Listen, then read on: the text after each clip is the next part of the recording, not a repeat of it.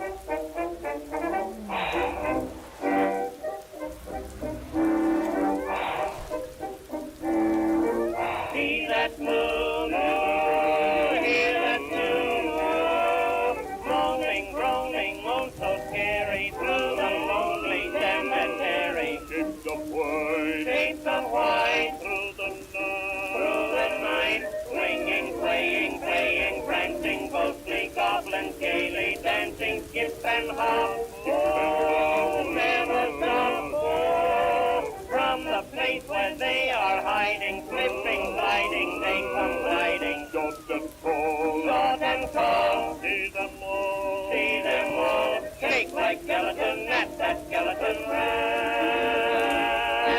Oh, that skeleton rag. That goblin rag, it sounds so weepy, creepy, solemn, serious. See them wiggle and wag. Singing, with that one comes the light. Hooray, hooray, hooray. Oh, that skeleton rag. They pull it and rag about their epitaph with laugh delirious.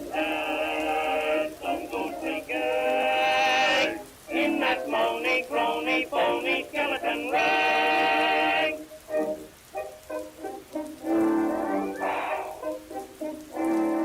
Look around, oh, hear that sound, oh. Don't it make you shake and shiver? Don't it make you blink and quiver? Can't you hear? Can't you hear Music clear. music clear? See that melancholy fellow playing on his ghostly cello as he croons. Oh, ragtime blues. Oh, from his long and bony fingers comes a melody that lingers On the air. on the air. So beware. So beware, you'll be dying to start in crying that rag.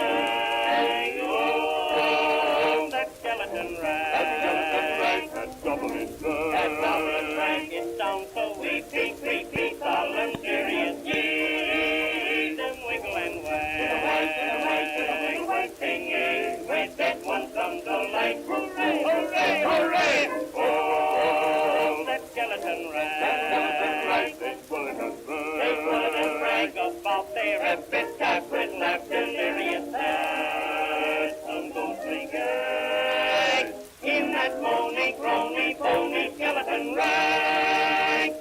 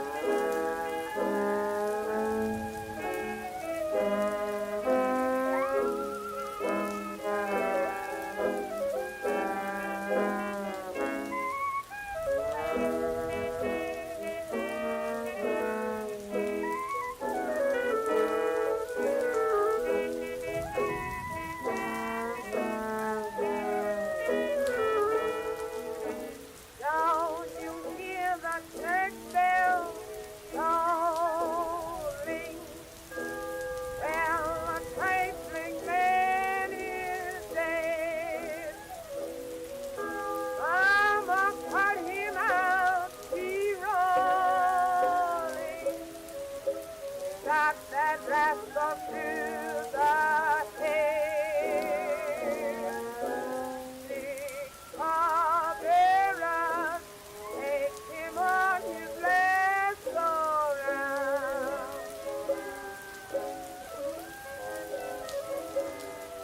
Six barbarous take him on his last go round.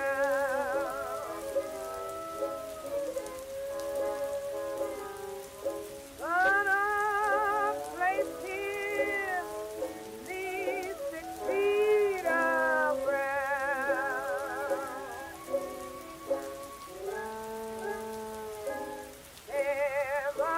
Cemetery, though is one my lonesome place.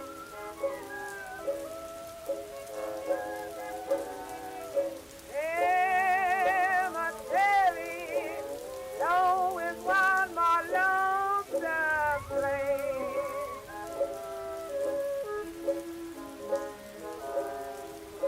When you're dead, they throw dirt in your face.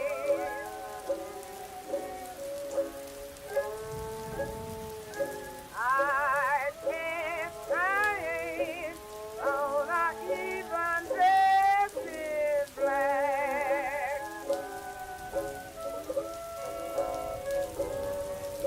I can't stand on a even dressed in black.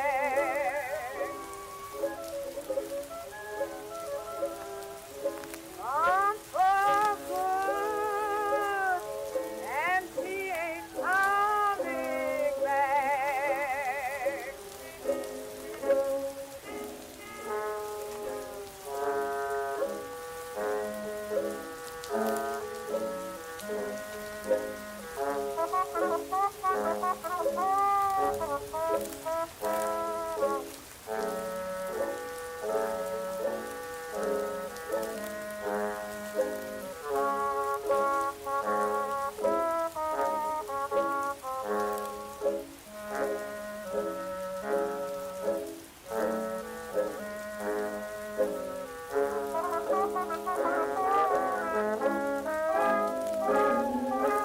Bought him flowers, laid 'em at my good man's head.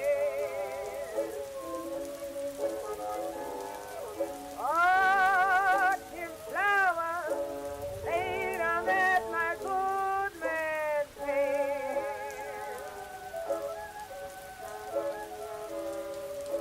He can't tell him, or she's totally dead.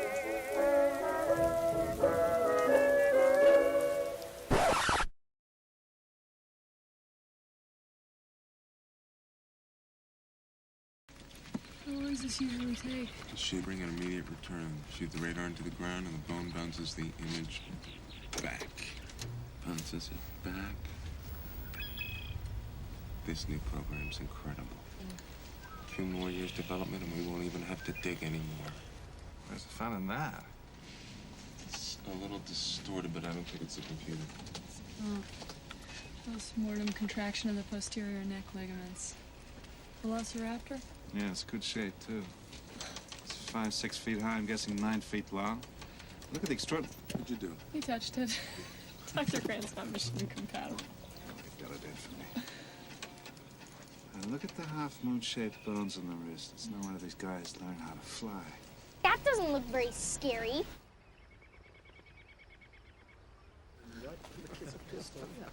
More like a 6-foot turkey. Turkey, Turkey.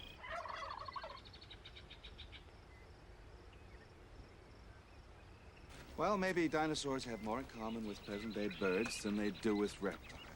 Look at the pubic bone, turned backward, just like a bird. Look at the vertebrae, full of air sacs and hollows, More just like like a bird. 6-foot turkey.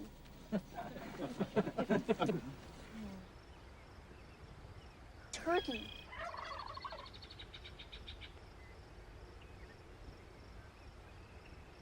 6-foot turkey. Turkey. Huh? 6-foot turkey.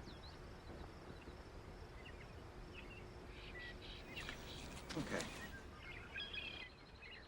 Try to imagine yourself in the Cretaceous period.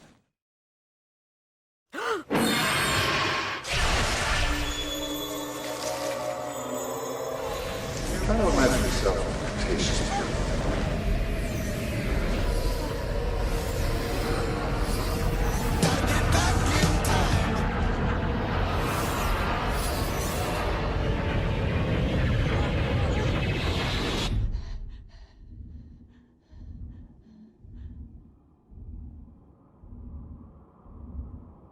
Imagine yourself in the Cretaceous period.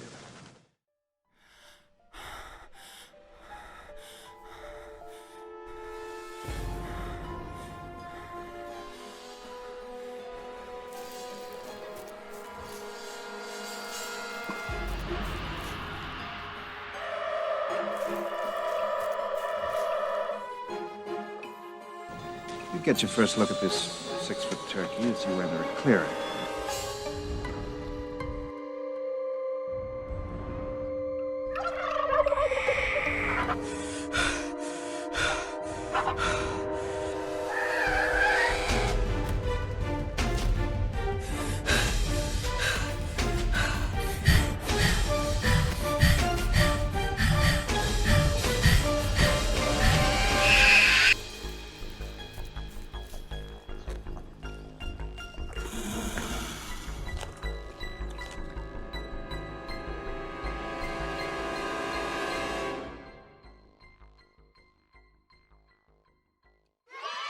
Well, hello, everybody, and welcome back to Paleontologizing. It's good to be back for me, too. Holy cow. I missed streaming yesterday. I, just didn't have time for it. I was getting together my talk that I gave this morning before the Society of Vertebrate Paleontology virtual conference. And hopefully you'll be pleased to know that, it went well. So... Anyway, if anybody's here for the very first time, then an extra special welcome to you. Let me introduce myself real quick. My name is Danny Anduza. I'm a dinosaur paleontologist. What's a dinosaur paleontologist doing here on Twitch? Well, this is how I do science outreach. Here we talk about new discoveries in fossil science, we go over new publications, do lots and lots of viewer Q&A, 3D printing, 3D modeling, watching videos, all kinds of cool stuff. Even doing fieldwork streams during the summer when it's time to go out and excavate dinosaur fossils. But right now it's the off season, so I'm here in my office, and today we're having a special kind of casual Halloween stream talking about osteology, bones and skeletons. This is a continuation of what we were doing on Wednesday on our last stream. So yeah, I'm glad you're here, and please let me know if you've got any questions. That is the bread and butter of these streams, so do not be shy with your questions. Whether you're curious about dinosaurs in particular, what I work on, whether you're curious about natural history in general, about this great, 3+ billion year pageant of life on Earth, about extinction, evolution, the fossil record, and how we figure all this stuff out, how paleontology works, or how science works in general. If you've got questions about any of that stuff, do not be shy. Thanks for being here. Let's see who's here in chat. Speaking of thanks for being here, let me scroll up, say hello to everybody, and I think we're going to start talking about the Chicxulub impact crater because we had some questions about that. But let me go through chat real quick and say hello to everybody. I've already lost the topic chat. Holy cow. But Paleontologist VA, good to have you here. Latest Kate, howdy. Ghostly Ghoul.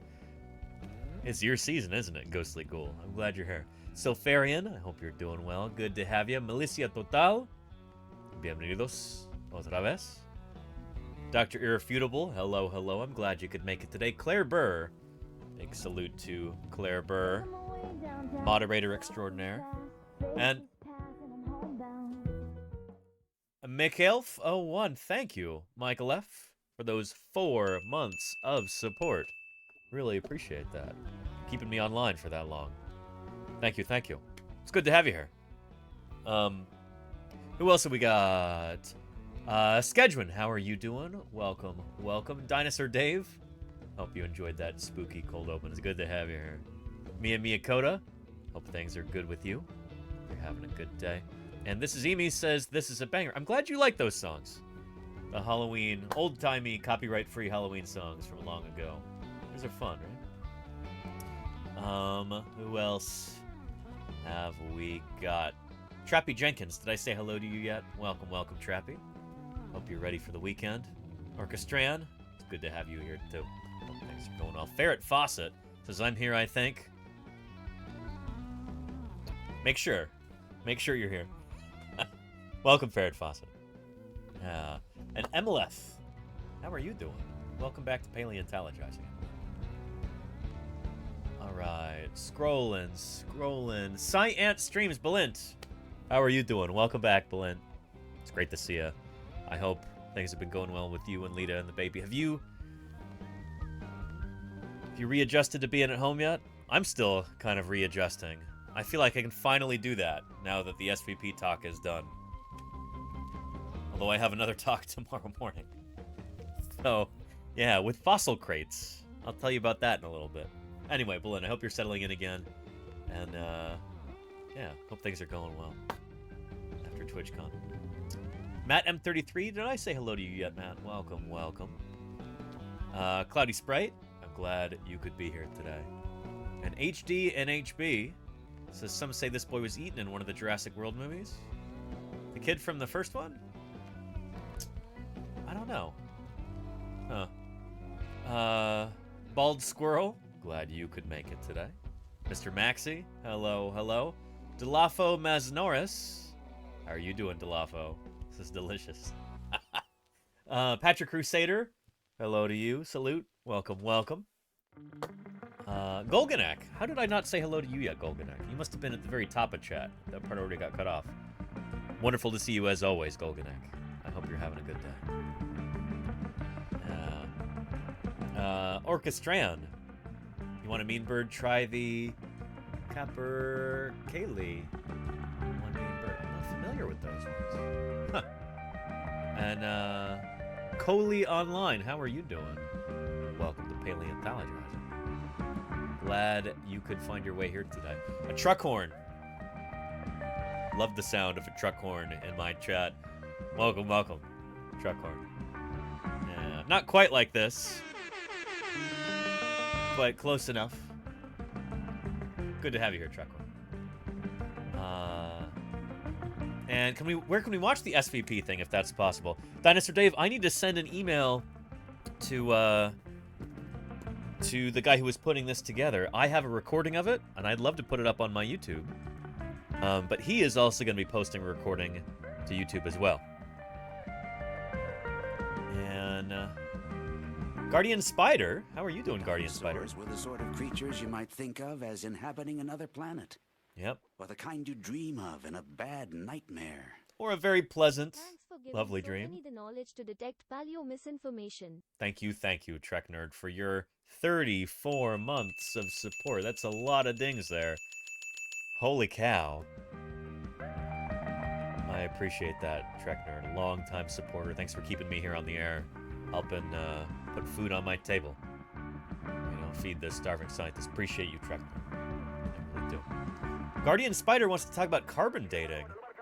We can talk about carbon dating, but just know that it's no good for dinosaurs. Aren't you the man who told me to live every week like it's Shark Week, and that nothing's impossible except for dinosaurs? Don't give up on life, sir. Wow.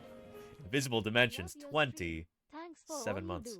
Thank you, Invisible Dimensions. I appreciate you. Holy cow. And Murph, thank you for those 10 gift subs. Look at this very excited Tinamu bird. Here to celebrate the arrival of 10 gift subs to the community. Very excited. A little too excited. Uh-oh.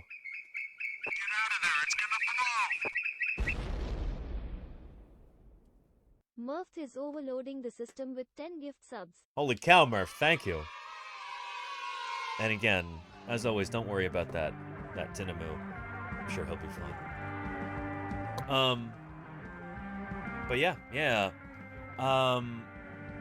Guardian Spider wanted to know about carbon dating. So carbon dating only works on very recent things.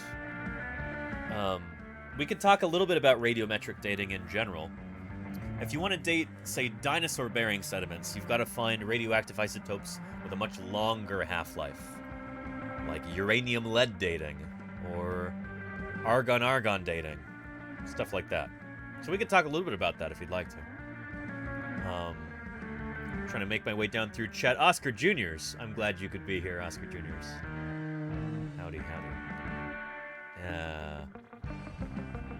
Excuse me. Verminitide Doug, how are you doing, Verminitide? Hello to you.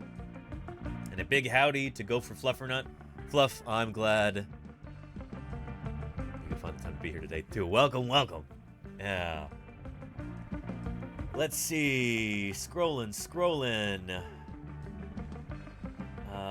Those Tinamous are so excitable, aren't they, Emeleth? Yeah. And Skedgwin says, are there any other isotope dates that work for dinosaurs? Yes, but they're not on dinosaur bones directly. They're on ash layers that'll be above or below dinosaur bones. We can talk about that a little bit.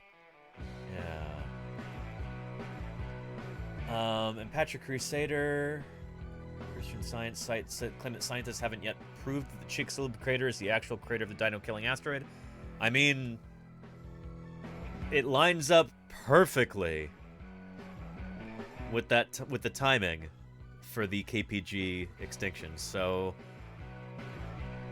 there are still a few paleontologists and geologists who think that the KPG extinction may have had other causes, like volcanism, massive volcanic eruptions in what's now present-day India.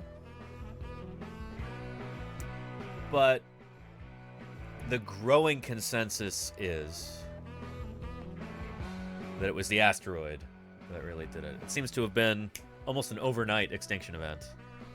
It's not really the pattern that you see from volcanic eruptions that last tens of thousands of years. It would have to be one heck of a coincidence that this massive asteroid the size of San Francisco smashes into the Gulf of Mexico, throws up, massive tsunami waves, dust and soot, worldwide wildfires, all this other stuff, and then to not have that be what caused the extinction, even though it happened at the same exact time, it's just a big ask, Yeah. Weird Adult, how are you doing? Says, Argon at Berkeley is how we got 66 million years instead of 65 years ago, right? I don't know that off the top of my head. I'd love to... I have tentative plans to actually interview some geochronologists from Berkeley live on this channel in the future. We can talk about that, but it might be Argon. We can look at the paper and see if that's what it is. Yeah. But yeah. Javasaurus says, I don't think they're mutually exclusive. It makes sense. Big Boom creates geographic trouble. True, but I think the idea is that the Deccan Traps volcanism had been going on for tens of thousands of years before the asteroid hit. Yeah. Indrak TS says, yes, but you must account for the prehistoric wizards. Unfortunately, prehistoric wizards, if they did exist, don't seem to have left much evidence behind, so it's not really a scientific proposition to test for them, But, yeah. Anyway. Yeah. Magic doesn't fossilize. There you go, Murph. There you go. Yeah. The asteroid alone would be plenty, says Dravosaurus. I mean, it's kind of astonishing that, the things that did survive survived. But it wasn't much.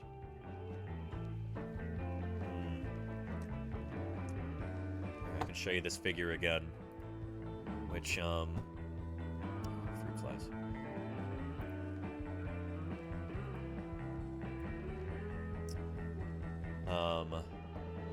Yeah, this has not yet been published. We'll keep it under your hats. But it is outside the door of a friend of mine, her office. This is a simple little figure showing the extinction rates of different creatures at that extinction event at the end of the Cretaceous period, 66 million years ago. 40% of freshwater fishes died out, 20% of crocodilians and their non-crocodile champsosaur lookalikes, 22% of turtles, 22% of like salamanders, newts, their relatives, 92% of lizards and snakes, 90% of mammal species went extinct, 94% of bird species went extinct, and 100% of the non-bird dinosaurs. So this is a bad extinction overall. And the interesting thing is, I don't think there is a single mammal species in North America that makes it through the boundary. I was watching a talk by this a few weeks ago at Berkeley, and I was blown away by this idea. And Otto the Potato. Thank you for those 4 months of support. I really appreciate that, Otto the Potato. Thank you for keeping me online for that. What kind of unholy amalgam have you made with those emails? That's what they're for. Anyway, yeah, the idea is that basically, near ground zero, near where the asteroid actually hit, North America and maybe South America too, all the mammals got wiped out. Like, all of them. It seems like all of the mammals that show up after the extinction event are, they may have migrated in from elsewhere, from further away from the impact site. So some of them may have migrated over from Asia. Well, was there a land bridge at the time? I don't think there was a land bridge at the time. They may have been way up north in Canada, or just far away from the actual Chicxulub impact site. Yeah. And Tarquin says, whoa, that's a ton of organisms. Saying something like 60% of life died out just doesn't really do the scale justice. I know, right, Tarquin? That's why I love this figure. This is really great. Yeah. And Trusasap says crocodilians are very resilient. They can survive while frozen. Sort of, yeah. Yeah, like Chinese alligators will survive as their lakes or ponds freeze over. I don't think they freeze solid, but yeah. And Patrick Crusader wants to know, were non-avian dinosaurs the only group that got completely wiped out? No. There are several mammal groups and bird groups that got completely wiped out. So, like, entire families of mammals and birds and reptiles got completely wiped out on land, and then in the seas. Oh, plants, too. Lots and lots of plants also went extinct at the time. But in the seas, creatures like plesiosaurs and mosasaurs and certain groups of marine crocodilians, I believe, also got completely wiped out.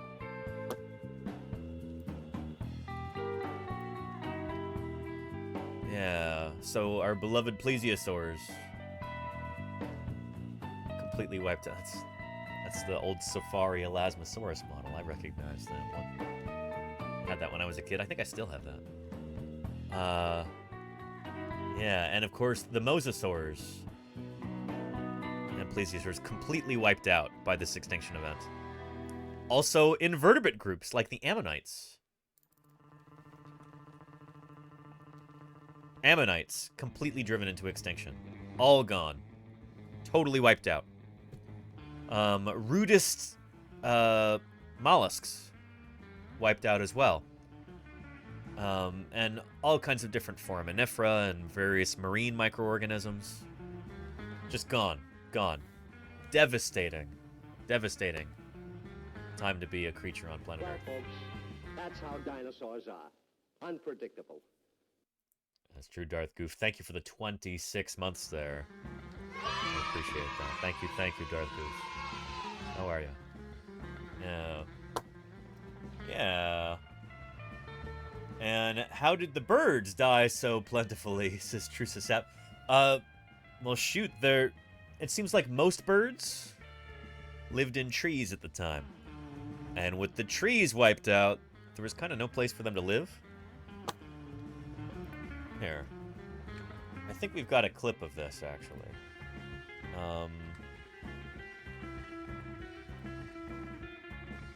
Let's see here. For instance, all of the birds that had teeth were wiped out at the time.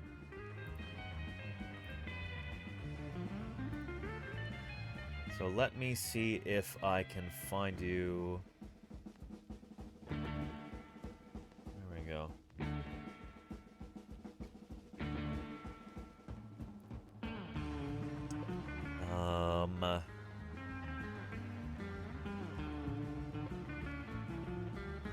Here we go. Most everything else, the worst was probably the asteroid impact in the Gulf of Mexico. The impact set off huge fires that destroyed entire forests and vaulted dust into the atmosphere, probably blocking much of the sunlight for years. For birds, their odds of survival might have come down to a number of factors, including how big they were, where they lived, and what they ate. For example, if you lived in trees like most opposite birds did, you were in the worst possible place in the aftermath of the impact. Not only was your habitat suddenly gone, but if you ate plants, it would be weeks or months before any new growth would be available. And if you ate meat, there was almost nothing around to hunt. But if you were smaller and lived on the forest floor, there's a chance you could have found shelter. And it might have been a lot easier for you to find food, like seeds on the ground. Likewise, if you were aquatic, your habitat and your food supply might have been less disturbed by the fires. So out of what may have been thousands of... shoot, that's...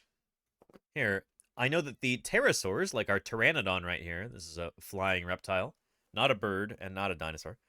Pterosaurs like this, which likely dove into the water too to catch fish, they went completely extinct. Pterosaurs completely wiped out during this extinction event. But the birds like these Hesperornis, I think also went extinct. I don't think Hesperornithids make it past the KPG boundary. I think they also go extinct. Let's find out.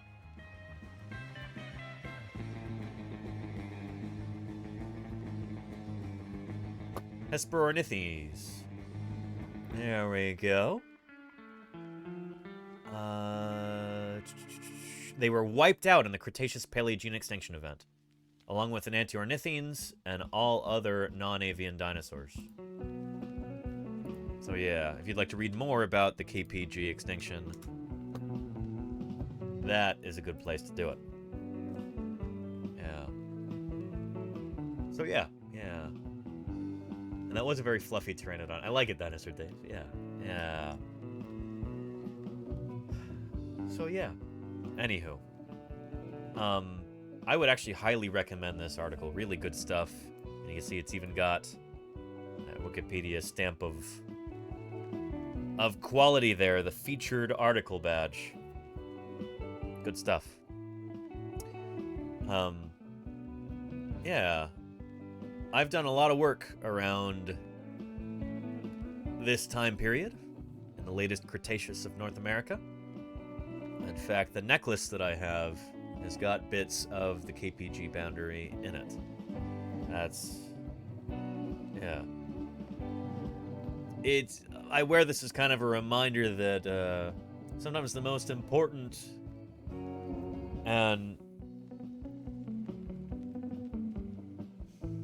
impactful, no pun intended, events,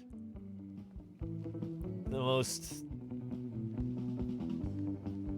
kind of life-changing things are complete accidents, you know, sheer chance. That asteroid hitting at that particular time, in that particular place, is the reason that we are here today as mammals.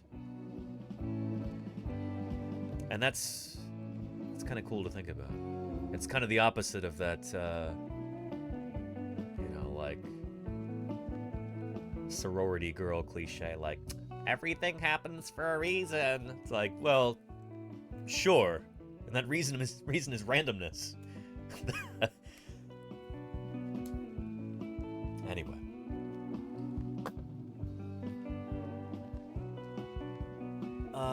Do they count animals dying years later because they can't find any mating partners also as a result of it? I mean, it's essentially the same thing, Trusisat, because we don't have that kind of resolution in the fossil record. So we just know that it appears pretty much instantaneous in the fossil record. We're talking on the scale of like hundreds or thousands of years at least when we're talking about the KPG boundary. Because rock is really not laid down quickly enough in most places where you can tell what's happening even year by year, let alone month by month or day by day. So yeah. And Nafron, hello to you too, fellow man. It's good to have you here. And Javasaurus is, in the end, almost every animal that survived was, and still are, fish. Well, you're not counting the invertebrates, Javasaurus. I'm sure there are invertebrate biologists who would be tearing their hair out to hear you say that. I know we tend to be a pretty vertebrate central place on this channel, because I am a vertebrate paleontologist. I work on dinosaurs, which are bony animals. Bony fishes, when you get right down to it. As all vertebrates are fishes, honestly. But yeah, how thick is the boundary layer, says HD and HB. Let's talk about that. Yeah. All vertebrates today are technically still... This is true, Jophosaurus, yeah. K Variable, how are you doing? Welcome, welcome. Love that enthusiasm. Welcome back. Yeah. And Kennedy says, I had dinner last night with 3 friends who were all in the sciences, and I've known them for a combined 156 years. Holy cow, Kennedy. Wow. One met the scientist who discovered the method to more accurately date events like the asteroid. Very cool, Kennedy. Was that argon-argon dating or something like that? Or potassium-lead dating? Yeah. Bizarre World, I watch octopus dating. There you go, gameplay. Yeah, how thick is the boundary layer, though, says HD and HB. Let's talk about that.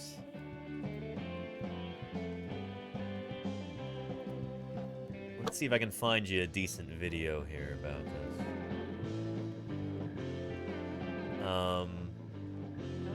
Here, let's take a look at this. From HHMI. Pretty good stuff. There we go.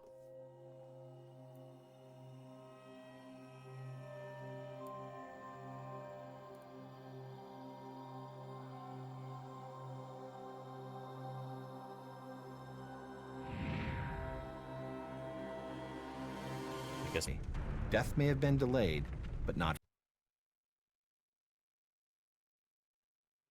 What's wrong with this image, everyone?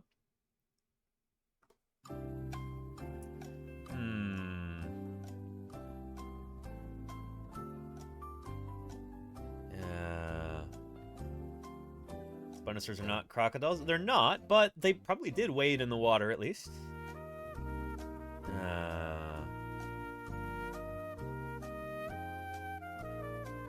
Let's see.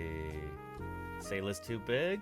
Besides that, Jody Fish, you're all overthinking it a little bit. Yeah. Oh, almost. Weird adult. The cameraman survived somehow, says Dank Plank. Yeah. Lordy says spin-off extinct at this time.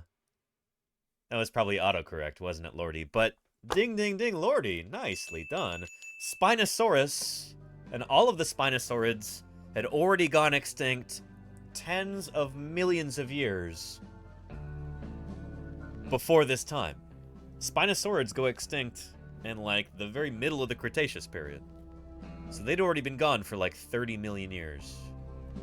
At least. Before the end. So, yeah. 98 million years. There you go, Elia. Yeah. Yeah.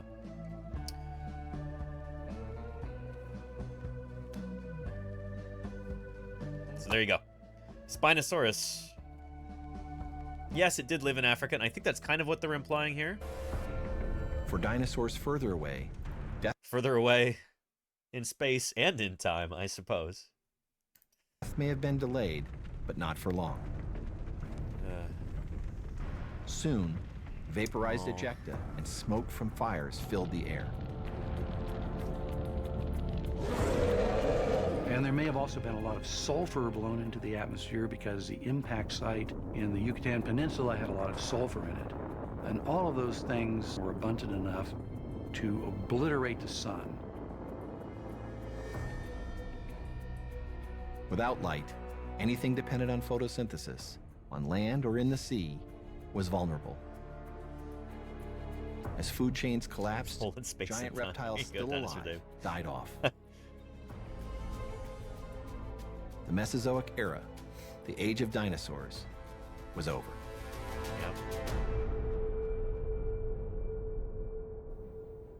And there were other radical changes. In Kirk Johnson's Denver lab, you can see what happened to plant life. Yeah. Samples taken from below the There you go, SB. Yeah, that was a weird way to put show a high that. diversity of pollen grains. The sun itself did not get stained here in obliterated, red. thankfully. But above the boundary, this earlier diversity disappears, reflecting the extinction of 60% of all plant species. Nuts. Fern spore? That's crazy. Where flowering plants once thrived, ferns took over first. Fern spore? Yep. Fern spore? Fern spore? Unlike pollen, fern spores can germinate on a barren landscape, devoid of living plants. We have a short period of time where there's only ferns, that's the fern spike, but after that there's about 1 million years of time where we have the low diversity disaster recovery flora, and after that first 1 million years then things start to pick back up again. We start to see animals coming back into the landscape. In this new post-impact world, the niche that dinosaurs left was waiting to be filled. And so the survivors of this on the land were creatures that lived in holes, birds, mice-like creatures, turtles, frogs, things that lived in swamps or rivers or near the seashore. And compared to dinosaurs, they had the advantage of size. They were small. Small animals have large population size. Small animals have higher reproduction rates. Now, it's not saying that small animals didn't suffer mass death, but many of them did go extinct. Many mammal species, many lizard species, etc. survived, and that's the key point. In that 1 million years of recovery, the small inherited the earth.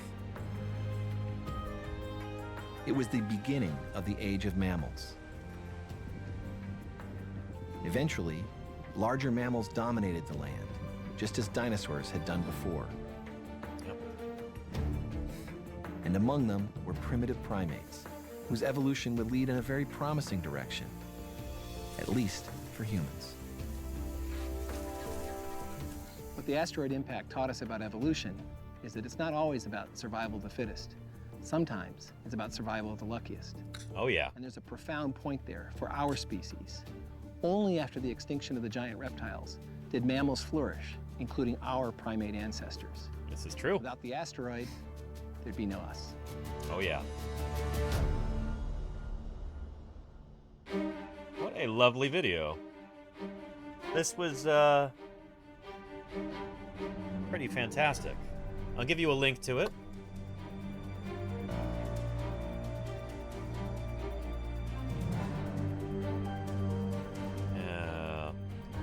And do we know why large mammals took over from small mammals?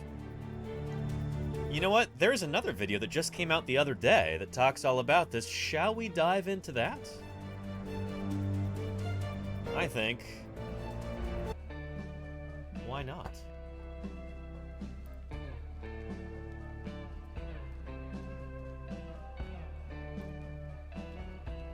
Here we go.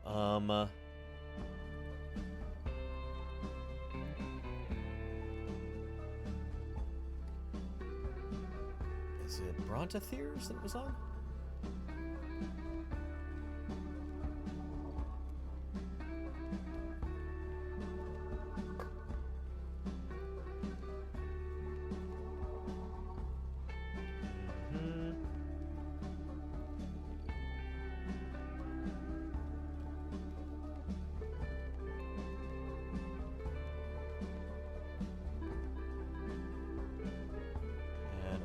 minute here. YouTube is being really annoying.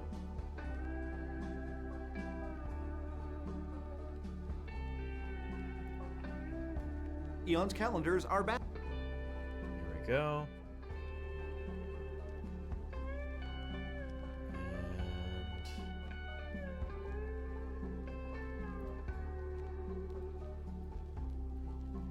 There we go. This just came out the other day from PBS Eons.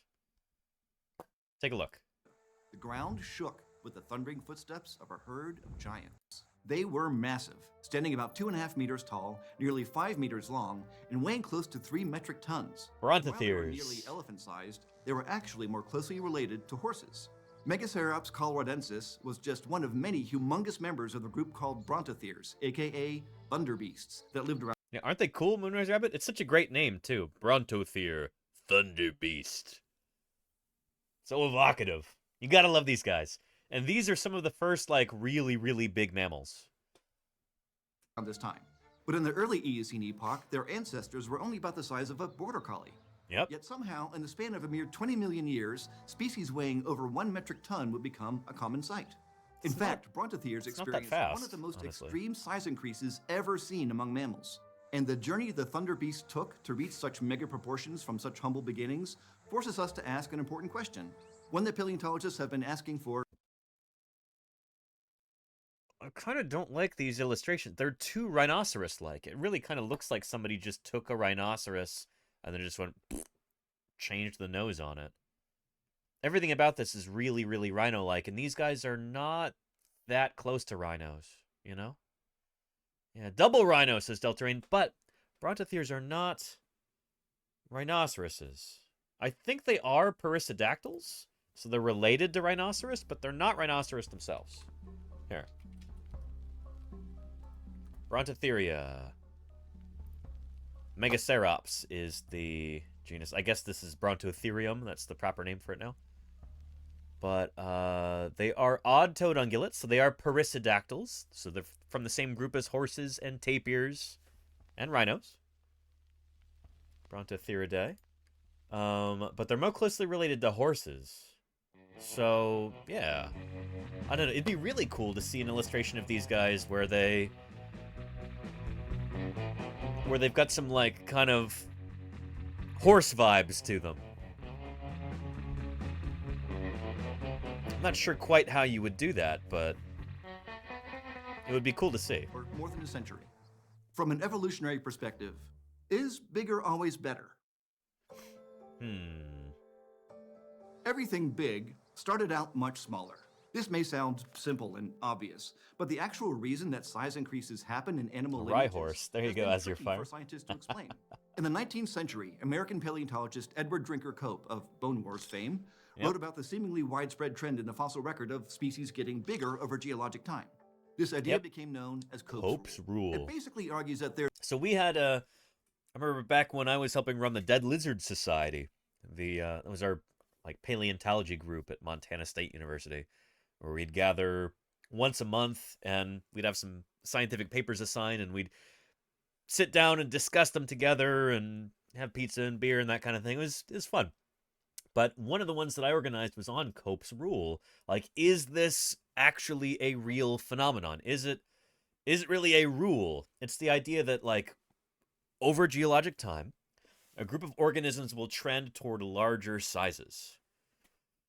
And it is true all the time, except when it's not.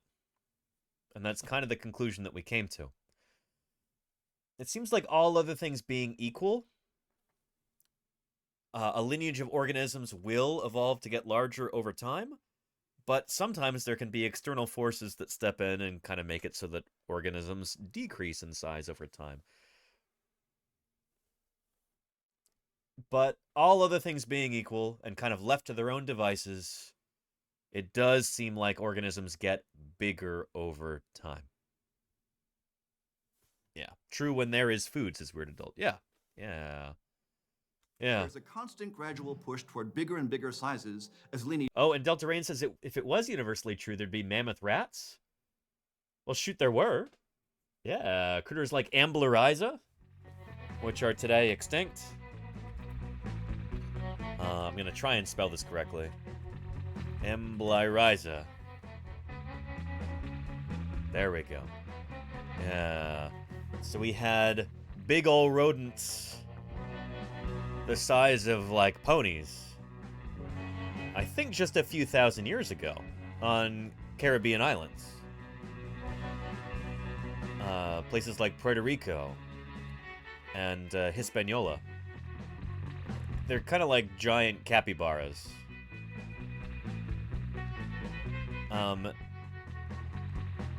Yeah, and then you also get them... You also get giant rodents. For whatever reason, it seems... Not for whatever reason. It makes sense why they get really big on islands. It's called island gigantism. So, most of the time, there are selective pressures that are keeping rodents small. If rats and mice and their rodent relatives are small enough, they can easily hide from predators. They don't require very much food. Smaller ones are better able to compete than larger ones. So there are selective pressures trying to keep these critters small. But if a small population of them ends up on, say, an island, then sometimes those selective pressures are reversed. So here's a classic example of that. This is in the Mediterranean. There were giant dormice and tiny elephants on places like, I think the island of Crete? Yeah. Oh, Malta. Sorry, the island of Malta. There were elephants the size of, like, a large dog, and dormice the size of, like, a cat. So, yeah, on islands, rodents get bigger and elephants get smaller. It's true, HD, yeah. Yeah. So that's because these guys no longer have to be small to avoid predators, because there were no predators on these new islands. And elephants, which normally have to be large in order to avoid getting eaten by predators, suddenly they could be small. And smaller elephants have an advantage. You can have a larger population of them, and they can spread their genes further and wider than larger elephants could. They also require a lot less food and less space. And so it pays to be a small elephant on a small island, and it pays to be a large rodent on a small island. Does that make sense? So this is an example of when Cope's rule does not apply. I said, like, all other things being equal, Cope's rule is a rule. This is where it's not equal. On, like, a weird place like a small island, you get this kind of bizarreness going on. That makes sense? Yeah. So they don't just all adapt to the niche that's available? I mean, they do, Javasaurus. That's what you're saying there. Yeah. Yeah. So yeah. Yeah. And Kennedy says, but clearly the trend can go the other way if modern birds are smaller than their theropod ancestors, no? Some birds are smaller and some birds are bigger than their theropod ancestors. Yeah. The ancestor of all birds was probably something kind of like our Archaeopteryx here, which is about the size of a crow. And so some birds today are a lot bigger than that, and some are a lot smaller. So yeah. It might not make sense to think of Cope's rule on as large a scale as, like, all of bird evolution. We think of it like a single lineage, like a family of organisms, or like the horse lineage or something like that, you know? Horses have gotten a lot bigger than they used to be. Horses are bigger than they have ever been. The very first horses were small. They were about the size of a small dog. And nowadays, we've got pretty enormous horses. So that is, a horse is kind of a classic example of Cope's rule there. Yeah. So yeah. And what were those enormous capybaras called? Let me show ya.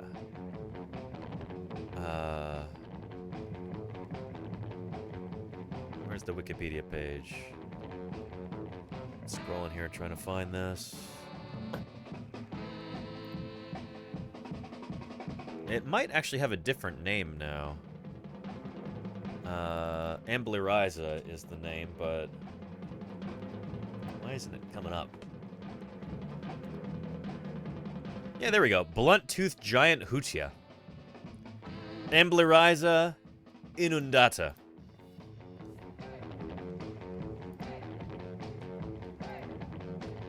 There you go. Yeah. So yeah. Intrusive Sap says birds that eat meat tend to be bigger because they have to be larger than the other birds that they eat, oftentimes, yeah. But then there are also the emu and ostrich, yeah, right, who eat plants. And the occasional small animal, too. Yeah. Anyway, let's continue with this. Cope's rule. Happen in animal lineages has been tricky for scientists to explain.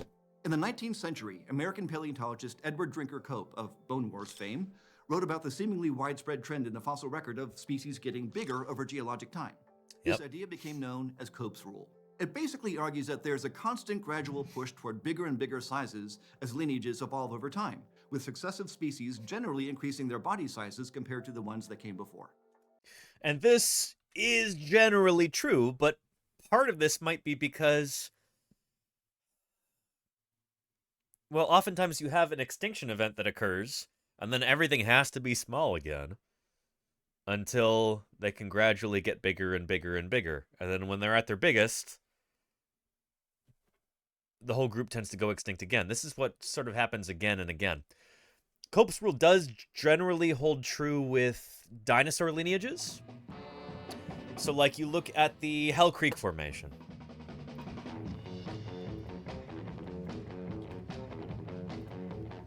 Like we were talking about, the very last of the non-bird dinosaurs.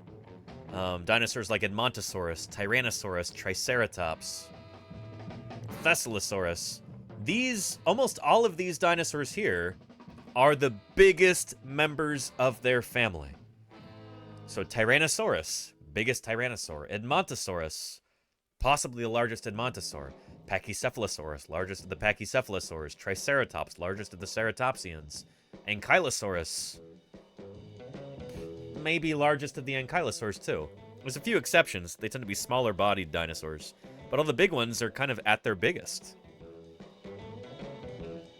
So that could be a partial explanation for Cope's rule. It's just, as these animals are continuing to evolve, they go extinct when they're at their biggest, because all of these dinosaurs got completely wiped out and there were none left afterward. This is the end of the age of dinosaurs here. So it's almost like extinction kind of does a reset on things, and they've got to start off from scratch again, in terms of size. Yeah. There's also preservation bias. This is true, Dinosaur Dave, yeah. But that preservation bias wouldn't necessarily sort things according to time, you know? Yeah.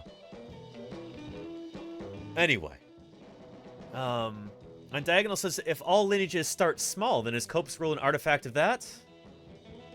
Seems to be the case, Diagonal, yeah. Which doesn't mean that it's not a real phenomenon. It could just be describing that, like, yeah, lineages tend to start off small, and then critters, they tend to get bigger. A part of it might be what we call, like, there's this concept in evolutionary biology called the drunkard's walk. And I wonder if we can find a video on that to help explain it. But it's that...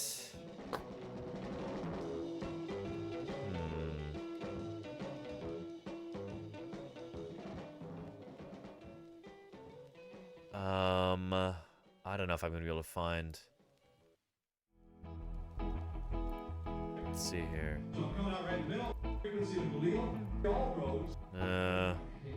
That's okay. We'll talk about that another time. Anyway, let's continue with this video right here. And SB Harkin says, does that happen when a creature gets too smart? I don't know. I guess we'll see. You know, if human intellectual prowess ends up being our downfall, then yeah, maybe. And the idea was that this trend is driven by a simple principle. When it comes to survival and reproduction, being bigger generally comes with a bunch of selective advantages over being smaller. See, scientists like Cope assumed that being bigger meant better defense against predators. Or if the species itself is a predator, then it could take down larger prey more easily.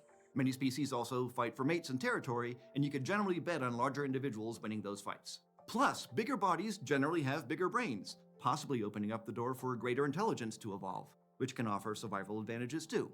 So why don't we live in a world filled with giant animals today? Well, shoot, part of that is because of us, of humans, who have driven a bunch of these larger creatures into extinction. If, like me, you suspect that the Pleistocene megafaunal extinction may have been largely human-caused, and it's like, well, shoot, humans don't get along particularly well with large animals historically. It's one of the things I like least about people is their unkindness to our fellow creatures, especially when those creatures are large. Yeah. Well, for most of our species history, that's exactly... And Gal Rocks wants to know, how do you draw the species line between dinosaurs that look very similar? I know it's usually based on reproduction, but it seems hard to tell from a fossil. Oh, we were talking all about this just a few days ago, Gal Rocks, with different species concepts, and I could talk for multiple streams on this subject, but let me just say very, very briefly that it can be really difficult to determine what is and what is not the same species in the fossil record. Yeah. The biological species concept, like, these creatures can reproduce and produce fertile offspring together, so they must be the same species. That is of basically zero use in the fossil record. Because we can't tell if two things could reproduce. So yeah, it's tricky.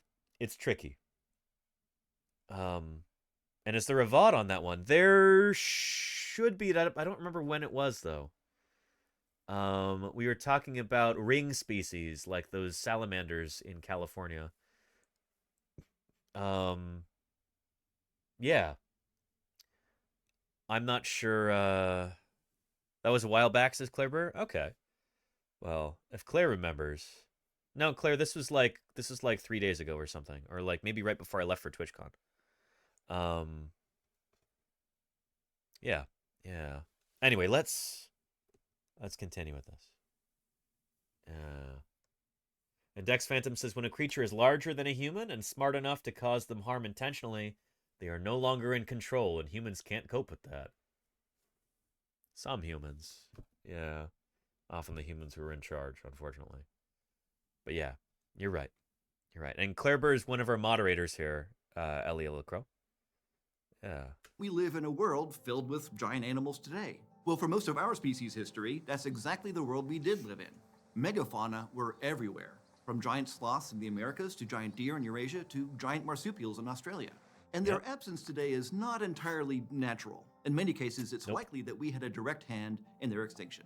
But on the flip side, the largest animal ever known to have existed is actually around today, the blue whale. The most gigantic animal of all time is a modern one, not a prehistoric one.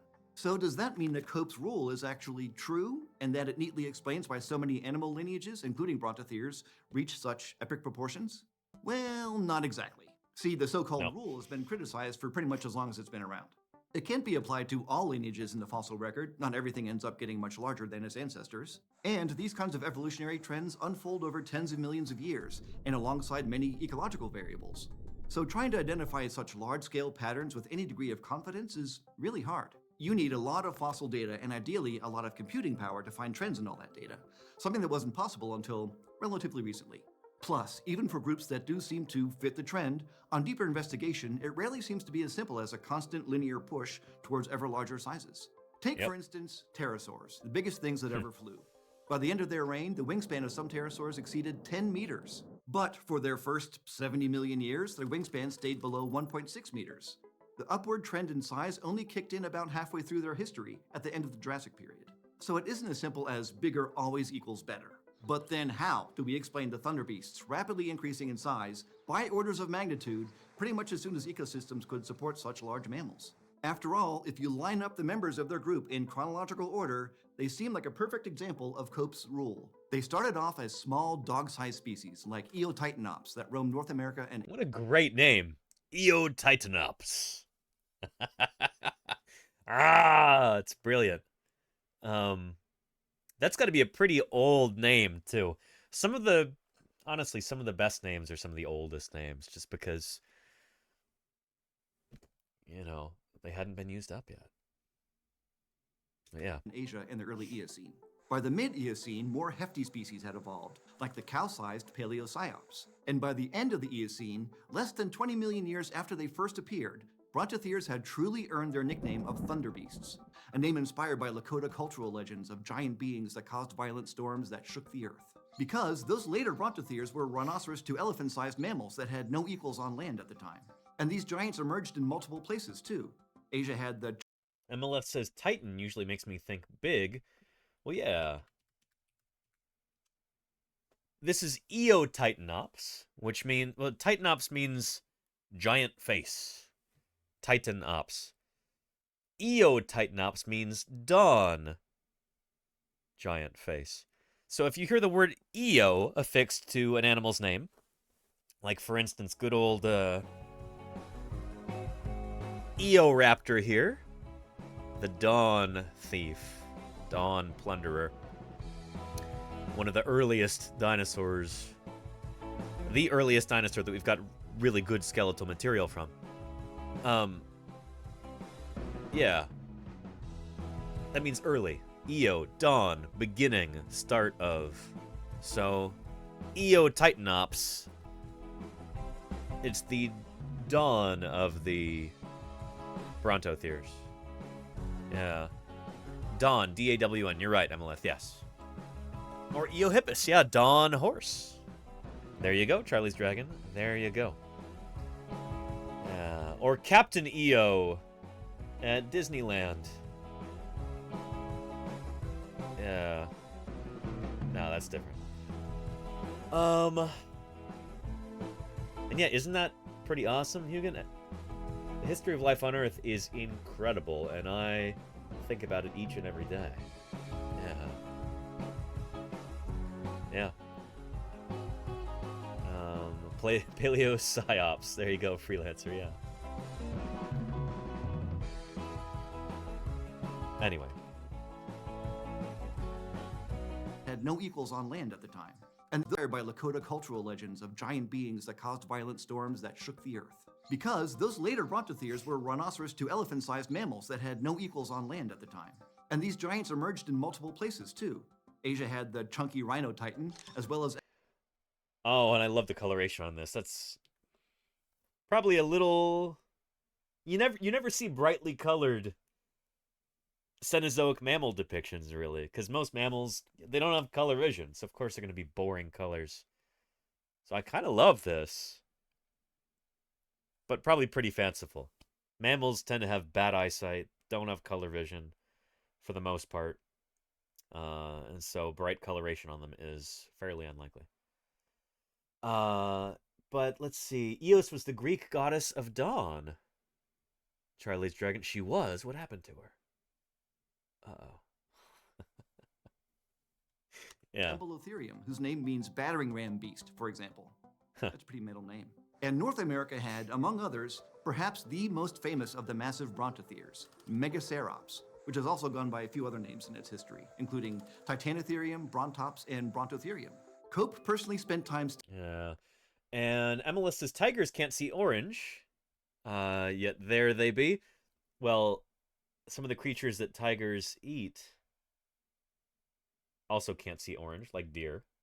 So, yeah, but I think orange just works really well as camouflage for them, even when they're stalking creatures that can see colors like orange, like, say, Indian peafowl and birds like that. And Diagonal says Eos in Greek means dawn. I'm aware of this, Diagonal, yes. Like Eoraptor. Or, yeah. Both the name of the goddess and the name of the daily event. Well, there you go. She was definitely a morning person, says Beats International. All right. Studying fossils from across this timeline, even naming a handful of Brontotherian species himself. But did they actually obey his rule or not? Well, to figure it out, in 2023, a team of researchers published a new analysis of 276 fossils from 57 Brontotherian species, more than half of which grew to over a ton as the Eocene epoch unfolded. They took into account several other ecological variables throughout that time period, rhino-y. like the presence of other herbivores that might have competed with them, and carnivores that might have preyed on them. And they analyzed all that data using computer models to try and test 3 evolutionary pathways that Brontotherians could have taken on their journey toward gigantism. These pathways included Cope's rule, that gradual sustained increase in size over time, and they also included 2 others that argued that body sizes grew in successive phases or just diversified without any overall direction. And they found that it was actually the 3rd scenario that best fit the data. Because Brontotherians weren't simply getting bigger with time in a selective one-way push that was consistent with Cope's rule. Instead, they showed a completely different overall trend. A trend in which Brontotherian lineages continued to produce both larger and smaller new species as they diversified, with no particular preference in either direction. The reason why there still seemed to be an overall net increase in body size over millions of years was due to a process called species sorting. While smaller Brontotherian species were still evolving, the ecological conditions of the Eocene acted as a sort of filter that led to them generally doing much worse than the larger ones over the long term. And the researchers think this was primarily because of competition. See, mammals that survived the extinction event at the end of the Mesozoic that had dethroned the dinosaurs were all pretty small. So competition in smaller niches was pretty intense as ecosystems recovered and mammals took center stage for the first time. And while Brontotherians were producing species with a range of sizes, larger lineages generally found themselves occupying niches with less competition. So there was a benefit to being one of the first mammal groups to produce big and bulky species. This meant that smaller lineages in crowded niches were more prone to going extinct than larger ones, resulting in the overall pattern of body sizes increasing that we see in the fossil record. Instead of the Brontotherian evolutionary tree growing only in one linear direction, it was more like the tree branched off in a range of directions, with the ecosystem pruning off the smaller branches, giving the illusion of a simple trend toward becoming huge. So Interesting. Cope's rule turned out to be wrong.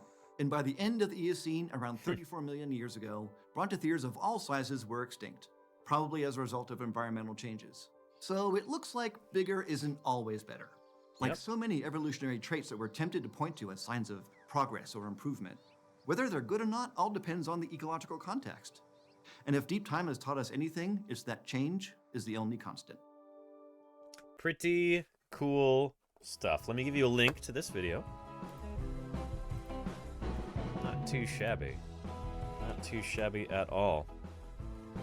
Yeah, ecological niche is king. Yes, yes.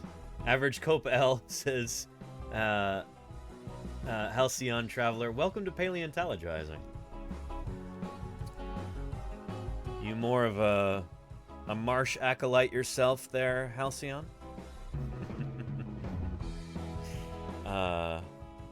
And Diagonal says the largest heterosporous lycopods. These are really cool non-vascular plants, I think, right, Diagonal? They lived in the Carboniferous as trees. Trees. Tree is not actually a clade, which is... Diagonal could tell you all about that, chat. And members of that lineage have been getting smaller and smaller over time. Probably because of competition from vascular plants, right? Yeah. But yeah. And Trooper says, mice in or near Chernobyl start to lift their birth rate. Yeah, the whole area around Chernobyl is it's a wildlife preserve now, basically. Critters are doing really, really well there. Yeah. Anyway. So cool stuff. It's kind of interesting how mammals did take a while to get really big after the extinction of the non-bird dinosaurs. I'm not sure dinosaurs took that long to get big, did they? Didn't we already have some decently sized prosauropods even back in the Triassic? Before the Triassic-Jurassic extinction event?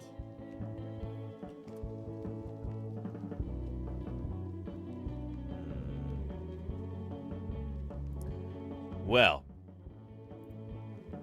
I promised you skeletons on today's stream in the title, and skeletons are what we shall discuss. We were talking about this on Wednesday watching this video here, and we didn't have time to finish it. So let's get back into it, shall we?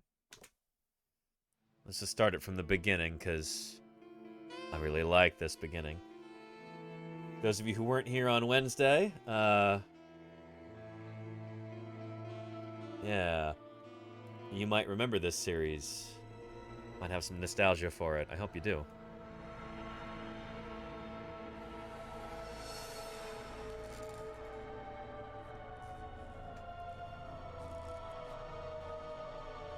Oh, you're good. Essential to life, yet when glimpsed, it can fill us with deep fear. Or fascination.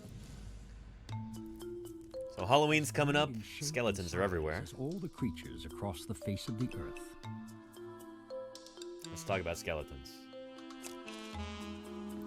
We already watched this part. Let's get to where we were. We did not get very far. I think we were here talking about...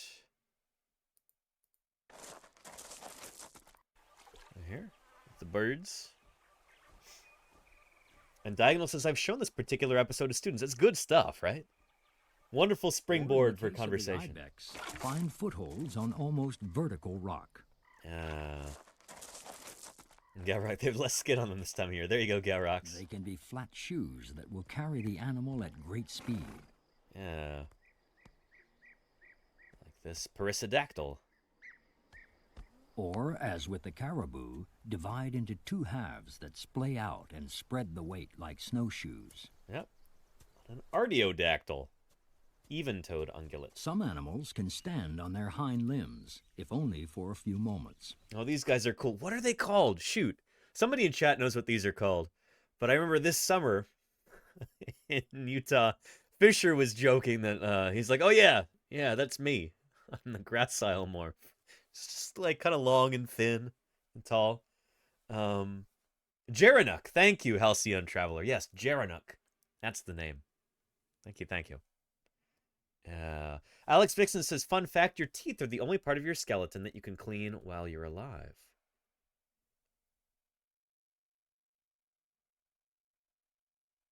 Yeah, I suppose that's true, barring some kind of surgery.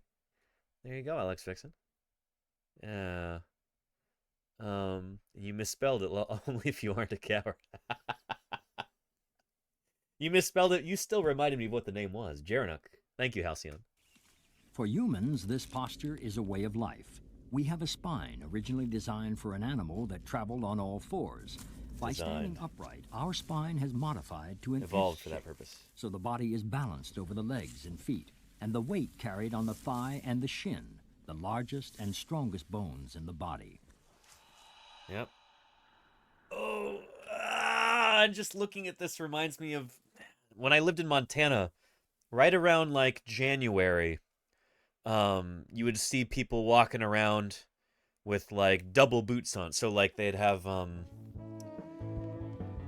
skiers would come in, and they'd have two of those like, you know, big boots that you get when you break your leg.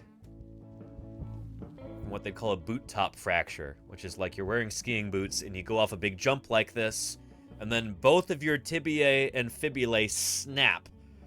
Because, like, your legs, your skis hit, but then your body keeps going, and your, you know, tibia fibula just goes like that and breaks over the top of your boots.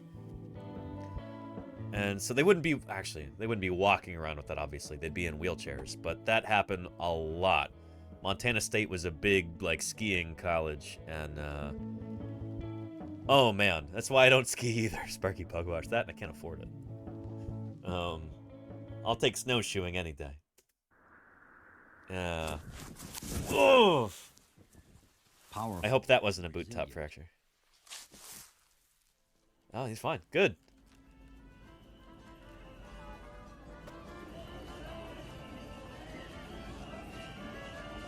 And there you go. I'll see it. Yeah, closed captioning. Yep.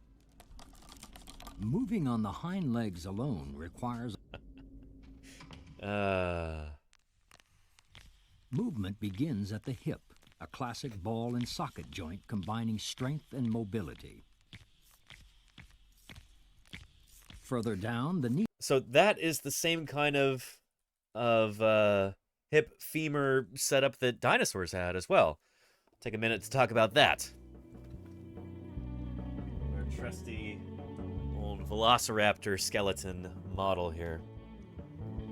You can see this also with this guy. The femurs are almost entirely vertical. Like you see right here in this other theropod, velociraptor. The limbs are held directly underneath the body, like at a right angle.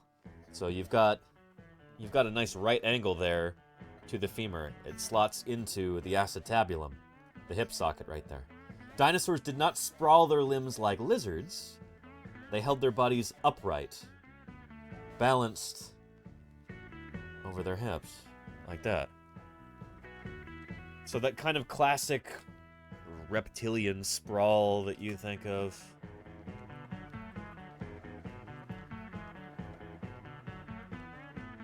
Like this, like, there's a Komodo dragon sprawled out. Lizards, this is how they hold their bodies. Their limbs sprawled out to the side.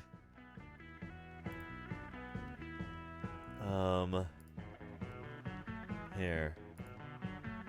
Trying to find you a... Okay, reptile and mammal. This is a little bit misleading. Because while reptiles like lizards, turtles, and crocodiles generally have a stance, it's kind of like this. Sprawled out to the sides. It's a little overdramatic. And mammals tend to be upright. There are actually some sprawling mammals, and there are some sprawling... There's some upright reptiles. Dinosaurs all held upright stances to their limbs.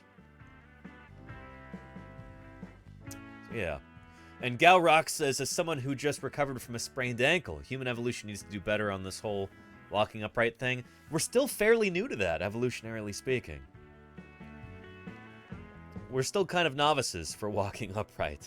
That's why we have so many body problems with that.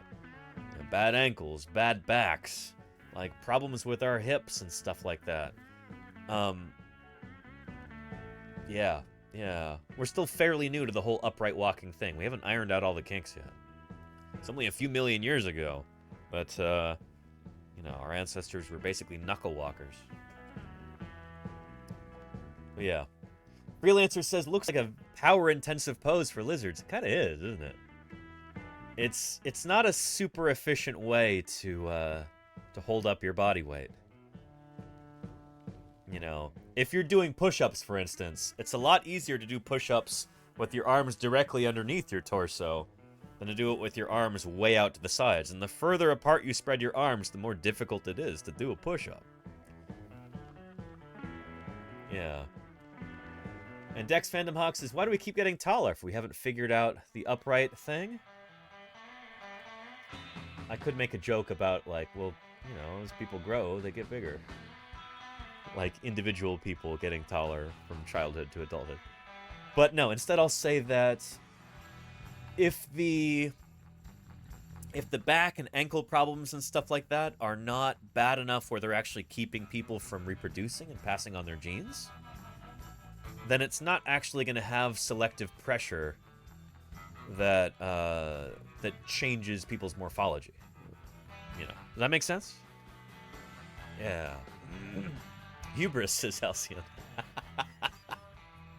If there's one thing that's a human trait, it's hubris. You got it. Yeah. There's definitely some selection going on for tall dudes. Is there, though? I don't know. I don't know if that's actually...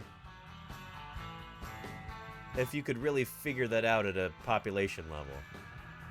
People might say that kind of thing, but do tall guys really have more children than short guys? I don't know if that's necessarily true. You know?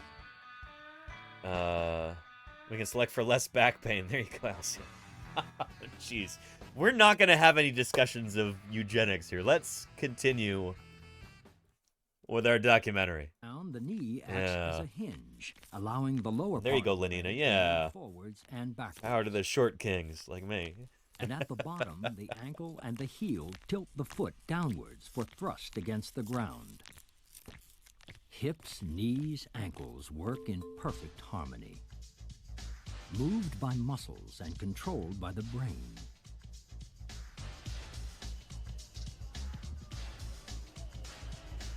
Though at times it does help to have someone pulling the strings.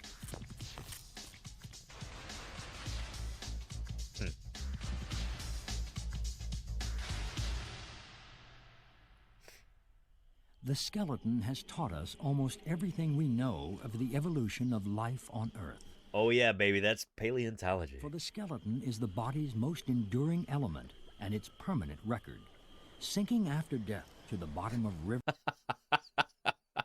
This is going on your permanent record, young man. We're going to imbue it into your skeleton itself. Enduring element and its permanent record, sinking after there you go, death Kennedy, to yeah. the bottom of river, lake, sea, or swamp, to be transformed over millions of years into rock. Yep, and how does that work, by the way? I feel like we watch this video every stream. But, here. Is that it? That's it there. Here's a step-by-step guide to becoming a fossil. If you've ever wanted to become a fossil, this is how you do it. We watch this all the time. It's always relevant, and it's nice and short. Here's a step-by-step guide to becoming a fossil. Step 1, die. Once you are dead, your remains may be scavenged by other organisms. Step 2, get buried fast. If you are buried rapidly, your remains won't completely decay or be carried away by scavengers. Your best bet for rapid burial is to die near or in a river, lake, or ocean. Buried in a lahar. Deposit sediment over you. So that's one that they didn't mention there. They said river, lake, or ocean, but it can also be a sand dune, or a bog, or a swamp, or a lahar. A lahar is a very dramatic one. As long as it doesn't, as long as it's not too hot, then there's a good chance that your skeleton will survive there. Halcyon, I like that. Another great Scrabble word, by the way. Lahar. Good words. Pyroclastic flow might be too hot, Jodyfish. In groundwater for a long, long time. Groundwater contains minerals. Over time, dissolved minerals can harden after filling in cavities in your skeleton. Oh, and there you go. Water can dissolve your skeleton, leaving only minerals in its place. Can't think of name. Sorry to hear that you're sat in bed with 3 ruined vertebrae. That's really lousy, and I hope you've got plenty of stuff to do so you're not bored at least. I'm honored that you're here watching. Sorry that maybe this has got your mind on vertebrae and skeletons, but maybe that can provide some kind of solace to better understand the things that cause us pain. Sometimes it can help lessen that pain. I don't know. Can't think of name, but I'm glad you're here. Yeah, and I'm glad you found the channel too. It's good to have you here. Here, the actual fossilization process after having been buried. Deposit sediment over you. Step 3, soak in groundwater for a long, long time. Yeah. Groundwater permineralization is what this is called. Over time, dissolved minerals can harden after filling in cavities in your skeleton. Or the water can dissolve your skeleton, leaving only minerals in its place. Yep. Either way, your skeleton will turn to stone, and you'll be a fossil. I like that they add both of those right there. Either complete dissolution of the original skeletal material and replacement by minerals, or just partial permineralization. There's like a big spectrum there. There's multiple ways to become fossilized, and it depends on what kind of conditions you're placed under. Step 4, wait to be exposed. As the years go by, if you're lucky, sea levels can fall or rock can erode Dinosaur Dave, thank you for that gift sub there. Gifted a tier 1 sub to I can't think of name. Can't think of name. 519 gift subs in the channel. I hope you enjoy not having to watch any ads thanks to Dinosaur Dave's generosity, and Dinosaur Dave, thank you for that. That's a lot of gifted subs over the years, and I appreciate it very much. Holy cow. Yeah. And expose me. There you go, Peter Steves. Yes. You want to be exposed as a fossil, though, as long as there is a sharp-eyed fossil hunter nearby. Hopefully one who will put you in a museum. If you're lucky, sea levels can fall or rock can erode and expose you. Then, if your luck holds out, you might get spotted by a fossil hunter and wind up in a museum collection where scientists can study you to learn about evolution. There you go. Yeah. Good stuff. Oh, and I had a question here from Reanimated Bit. Reanimated, thanks for the question. Do you know how at Pompeii people who perished left holes in the pyroclastic flow at the position they died in? Do we have any dinosaur equivalent? We do not. No. Probably because if we have dinosaur fossils, that's been because you've got bones that are buried. In the case of Pompeii, that was so recently that there's still a hollow there. After the people's bodies were like, you know, decomposed, after they were sealed in by that volcanic ash, you know, that hasn't had time to, like, compress. When we're looking in rock layers for dinosaur fossils, that stuff has been there for tens of millions of years. So any kind of hollows that might be there would have been compressed a long, long time ago. But that being said, the Maiasaurus skeletons at Egg Mountain in Montana, Jack Horner has said that basically he thinks that these dinosaurs died in a similar kind of catastrophe to at Pompeii. It may have been like a pyroclastic flow, but their bones were not destroyed. So maybe it was further away than Pompeii was from Mount Vesuvius or something. I'm not sure. But anyway, yeah, it takes a very high temperature to incinerate bones, says Javasaurus. Yeah. The thing is, the people at Pompeii were not fossilized. They were just kind of buried by ash. And if they hadn't been discovered when they were, eventually all trace of that would have been lost, because it wasn't covered up by water or other sediment. Maybe it was covered by sediment, but anyway, I don't think they would have become fossilized. Or maybe they would have. I don't know. They got excavated before they could get fossilized. Yeah. Let's continue. Fossils, the only clues we have of our early ancestors. Yep. From ammonite to dinosaur, from fish to mammoth. To the primitive humanoids, and so to ourselves. Yep.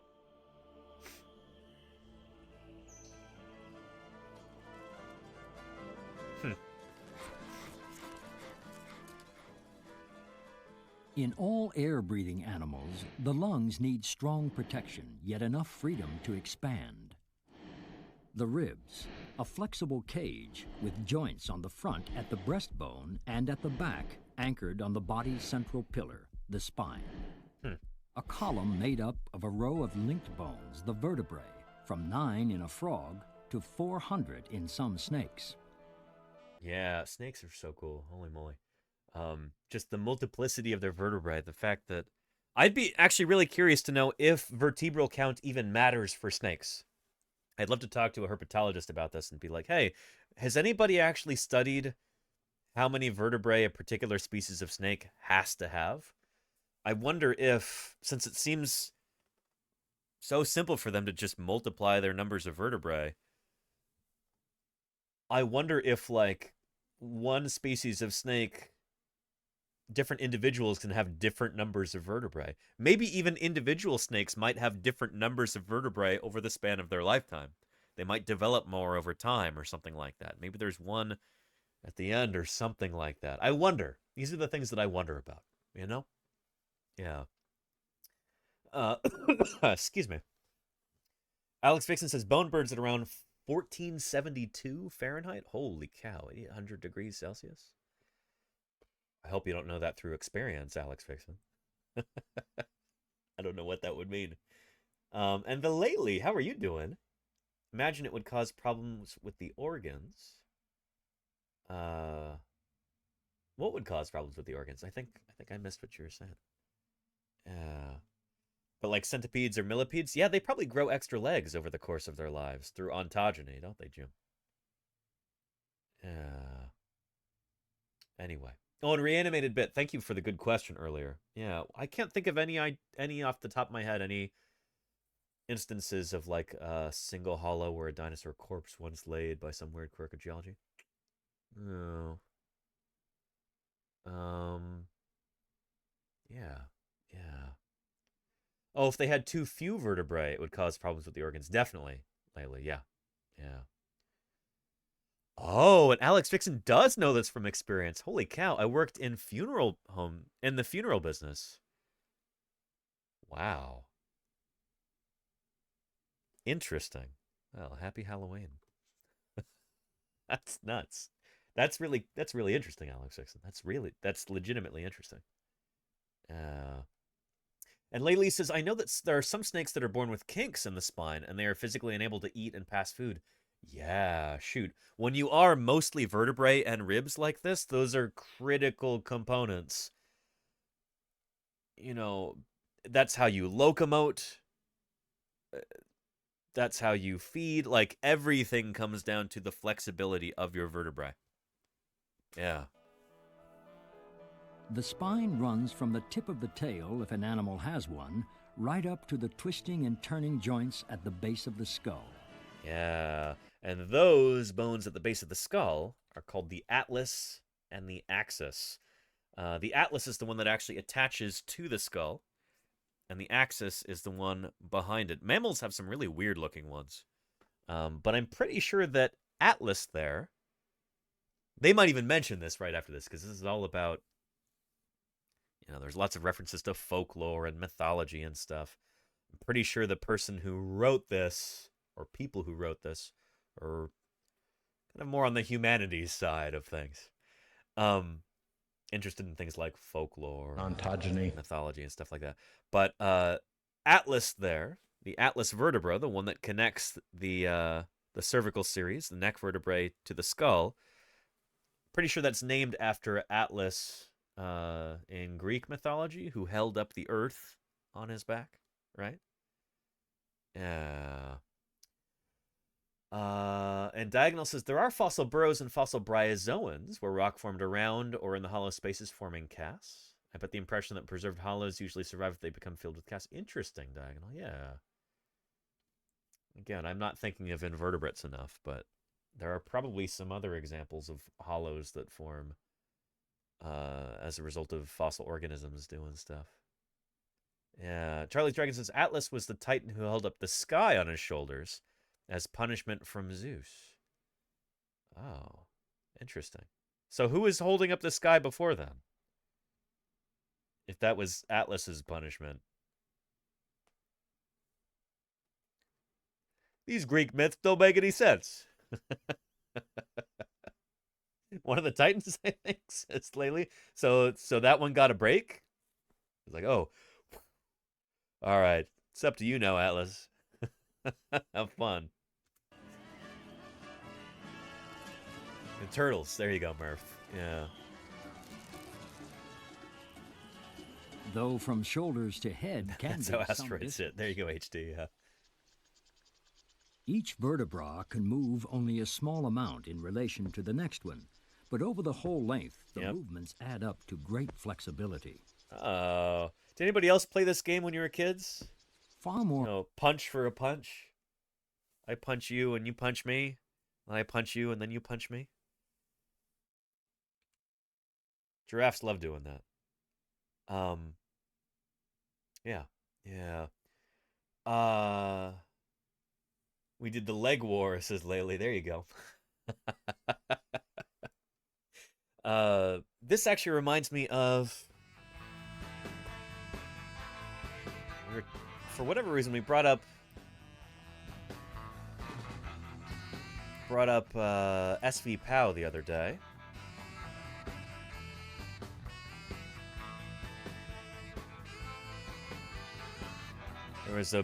There we go. Why giraffes have short necks. Yeah, from the sauropod vertebra picture of the week. Yeah. So what do you mean giraffes have short necks? Well, shoot, these are sauropod researchers, Mike Taylor and Matt Wadle, who, they're all about necks and cervical vertebrae. In this paper, we try to figure out why it is that sauropods evolved necks 6 times longer than that of the world record giraffe, as shown in Figure 3 from the paper.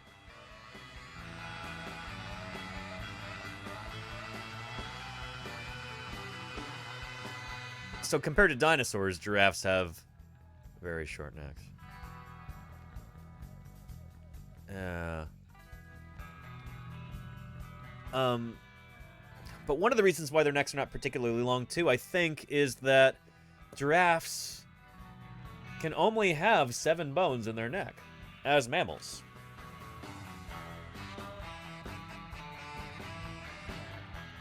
This will come as a surprise to some of you, I'm sure. But a giraffe has the same number of bones in its neck as you do. 7 cervical vertebrae. There's the atlas and the axis. And those connect the skull to the rest of the neck. And then 5, like, proper cervical vertebrae behind the atlas and axis before it connects to the thoracic vertebrae, the rib cage. So a giraffe has the same number of neck bones as you and me and every other mammal except for sloths and manatees for whatever reason. They can have more or fewer and it doesn't matter, but all other mammals have to have 7 for whatever reason, based on the way that mammals work, the way that mammals develop in utero. If you up the count to 8 or you drop it to 6, that's like a fatal error, and the embryo doesn't survive. So if there's a mutation in that part of the genetic code, it just breaks everything. For whatever reason, I'm not a geneticist, I don't study Evo Devo or anything, I couldn't tell you anything beyond like, that's weird and cool. I can't tell you the why here, but it just, the system breaks down if you change the number of vertebrae. So yeah. Weird, right? Isn't that cool? Yeah. How many cervical vertebrae does a blue whale have? 7. Great animated bit. All mammals, 7. Except for sloths and manatees. I've also been told that sloths and manatees have extremely low rates of cancer. And I've been told that might have something to do with this, where it's like if you change the number of vertebrae, that's a mutation that causes fatal cancer in every other embryo of a mammal, except in sloths and manatees for whatever reason. So yeah. And what does a manatee look like again? Let me show you.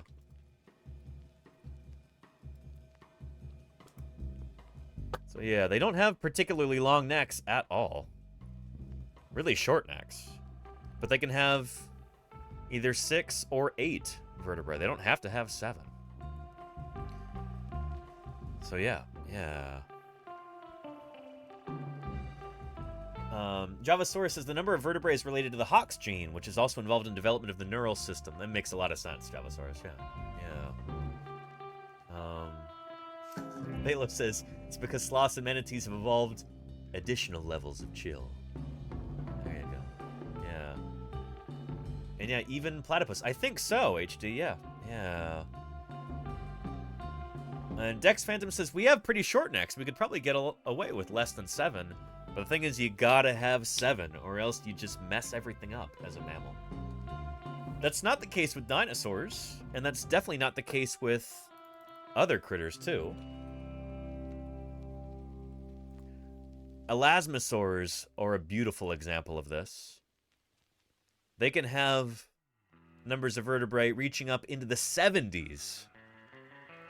10 times as many as a mammal. I think the record is 76.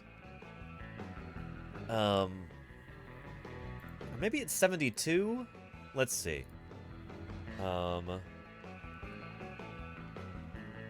Yep. The neck alone was around 7.1 meters, 23 feet long. Along with its relative Albertinectes, it was one of the longest-necked animals to have ever lived, with the second largest number of neck vertebrae known, 72, 4 less than Albertinectes. I did remember correctly. Albertinectes, 76 vertebrae in its neck. Astonishing. So for reptiles, it doesn't matter. Like, they can have more neck vertebrae and the world's their oyster. It doesn't break them, but it breaks mammals. Yeah. So necked animals, says Sculpin. Yes, very much. This is a much-necked animal. Yeah. But yeah. Yeah.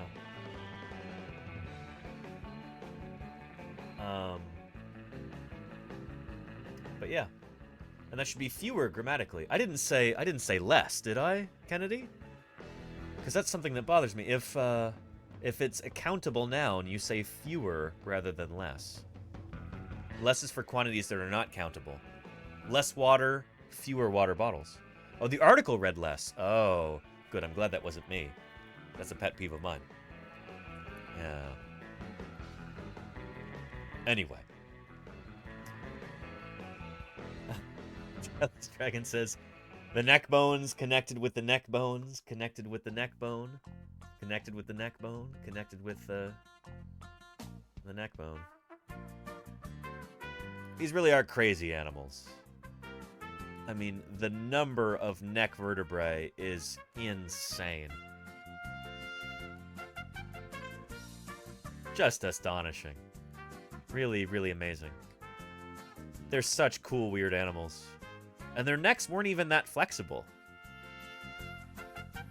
Like, why evolve this crazy long neck if it's built to be mostly rigid? Yeah.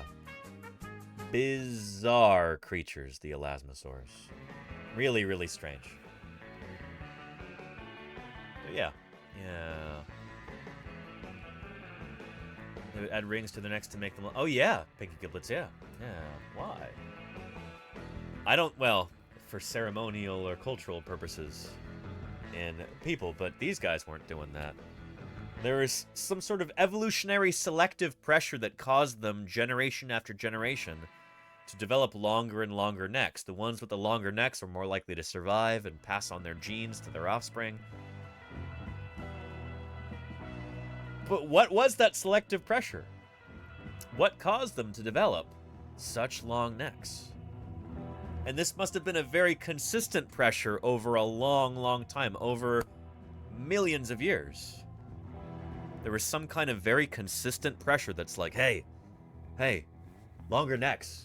Make your neck longer. Hey, make your neck longer. Make your neck longer. And elasmosaurs just kept doing it, you know? Yeah. Sparky Pogwash says maybe the long necks get the ladies, but the thing is, both the ladies and the gents had long necks. So if this were something where only the males had it, that'd be really weird, but at least it would make sense. But this does not seem to be... It's not a sexually dimorphic thing, and so it can't be sexual selection. You know? Yeah. Yeah. And were they surface feeders, says Felaheen? We think these guys were probably just kind of cruising through the water column. Maybe they're reaching down and grabbing things off the seafloor, or maybe not. Yeah. So yeah. Anyway. And Charlie's Dragon says, so does the Hox gene not control vertebrae and nerve development in reptiles? No, it definitely does. Yeah. It's just for whatever reason, it breaks mammals, but doesn't break reptiles when you change the number of vertebrae. Yeah. Weird and cool, right? Oh, you meant the surface of the water, skimmers. No, these guys didn't fly. They're underwater critters. Yeah. But one of those things that's, let's see.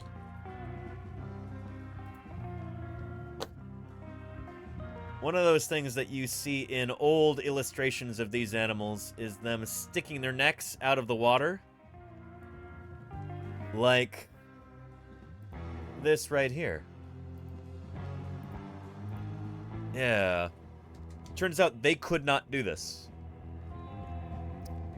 Because the neck was too heavy. If they tried to do this, they'd just go, ugh, back down into the water.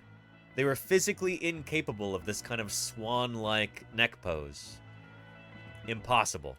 Because their center of gravity is like, I think it's about here? And so they would flop forward. This sort of pose is, as far as I understand it, impossible. Because, yeah, they got too much neck, HD. Yeah. There's the periscope theory. There you go, Thalo. Yeah. Yeah. Anywho, elasmosaurs, really, really cool animals.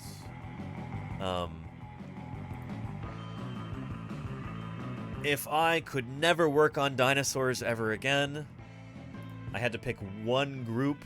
Well, no, don't even put it that way. That's too dire. I hate that idea. If there were one non-dinosaur group that I could pick to work on, I think it'd be elasmosaurs. I've always had a special place in my heart for these critters, and I find them so fascinating.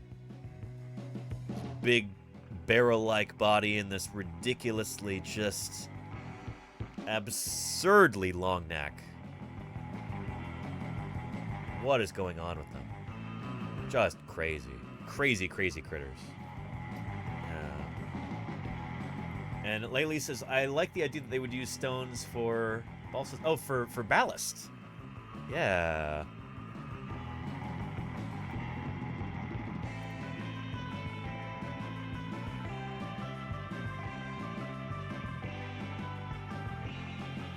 There we go. Take a look at this. Has something that few others can provide. This is pretty well established, I think. I think we've got hard evidence that this is a real thing.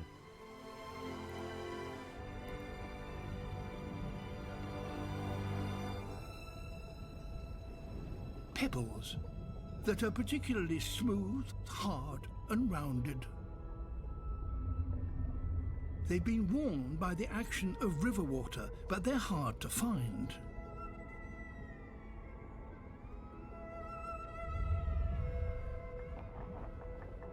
Here, however, in the pool at the bottom of the waterfall, there are plenty of them, and the Tyrannosaurs can take their pick. That's Turangisaurus, not Tyrannosaurus. I know the closed captioning. They then do something rather remarkable. They swallow them. That's a long way down. They need the stones to act both as ballast and as gizzard stones, gastroliths, which will remain in their stomachs to grind up their unchewed food. Because they're not chewers. Their teeth did not evolve for chewing. They've got long, almost needle-like teeth. Yeah. Pretty cool, right? But yeah. They swallow it about 4 minutes later, it reaches their stomach. There you go, Javasaurus, yeah. Yeah. And Garox, yeah. Lots of critters will swallow stones.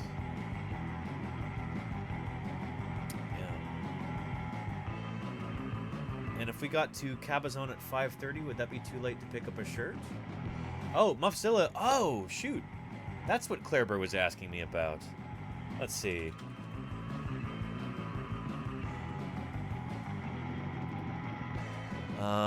It looks like Cabazon Dinosaurs is open until 7 p.m. on Friday. Yeah. Yeah. Shoot, if you're heading there, I'd love to have a shirt. Size medium. Holy cow, Muffzilla. That is, thank you for asking. Yeah, it looks like they're open until 7. Good stuff.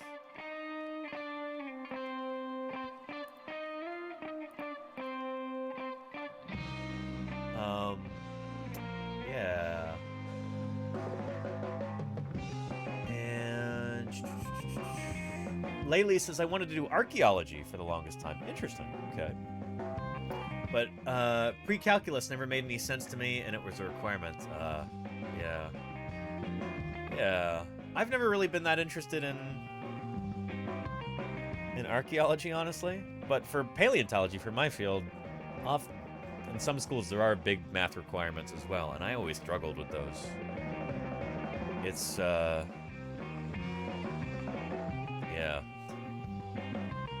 Math has always been my bête noire.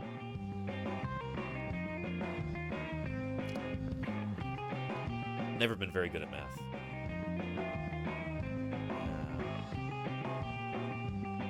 You love it, but in the anthropology sense of it all. Nice. Yeah. That's a pretty common sentiment. We're human beings, so naturally we're interested in ourselves, in human beings. Yeah. I've always been a dinosaur guy. To the point where, yeah. Sometimes I feel like we're a little overrated as humans. But, you know, it's a matter of opinion.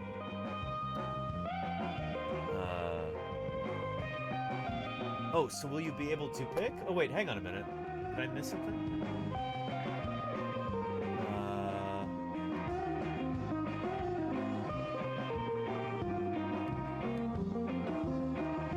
Will you be able to pick? I don't know what... Oh, pick which t-shirt? We'll send pics to Claire at Muffzilla. Thank you. Holy cow. I get to pick which shirt? Holy moly. This is exciting. I'm excited, Muffzilla. I'm excited. Yeah. Well, I'll make sure I try and monitor chat closely. And any mods or anybody else, feel free to get my attention through whatever means necessary to make sure I don't miss this.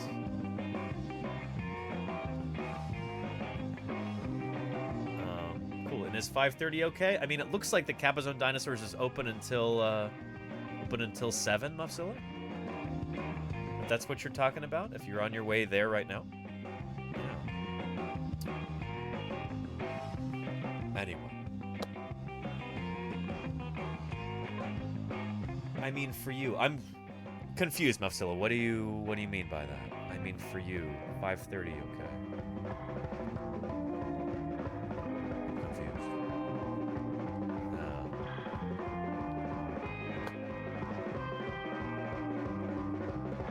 Oh, 5:30 p.m. for me to be on stream and pick. Yes, I will be available to look. I'll make sure I am. That's in a little over an hour. Oh yeah. Thank you, Muffzilla. Now I understand. Here, let's continue with our skeletons video here. Here we go. Flexibility. So giraffes don't have particularly flexible necks. neck Is the extension of the spine in the other direction, the tail, used by many creatures for balance, support. Is that a kinkajou right there? I think it is. An extra limb.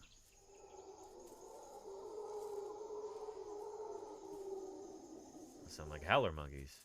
Or to just flick away flies. And in evolving from a horizontal support to a vertical column on 2 legs, the human spine has lost none of its flexibility, at least not in the young and very fit.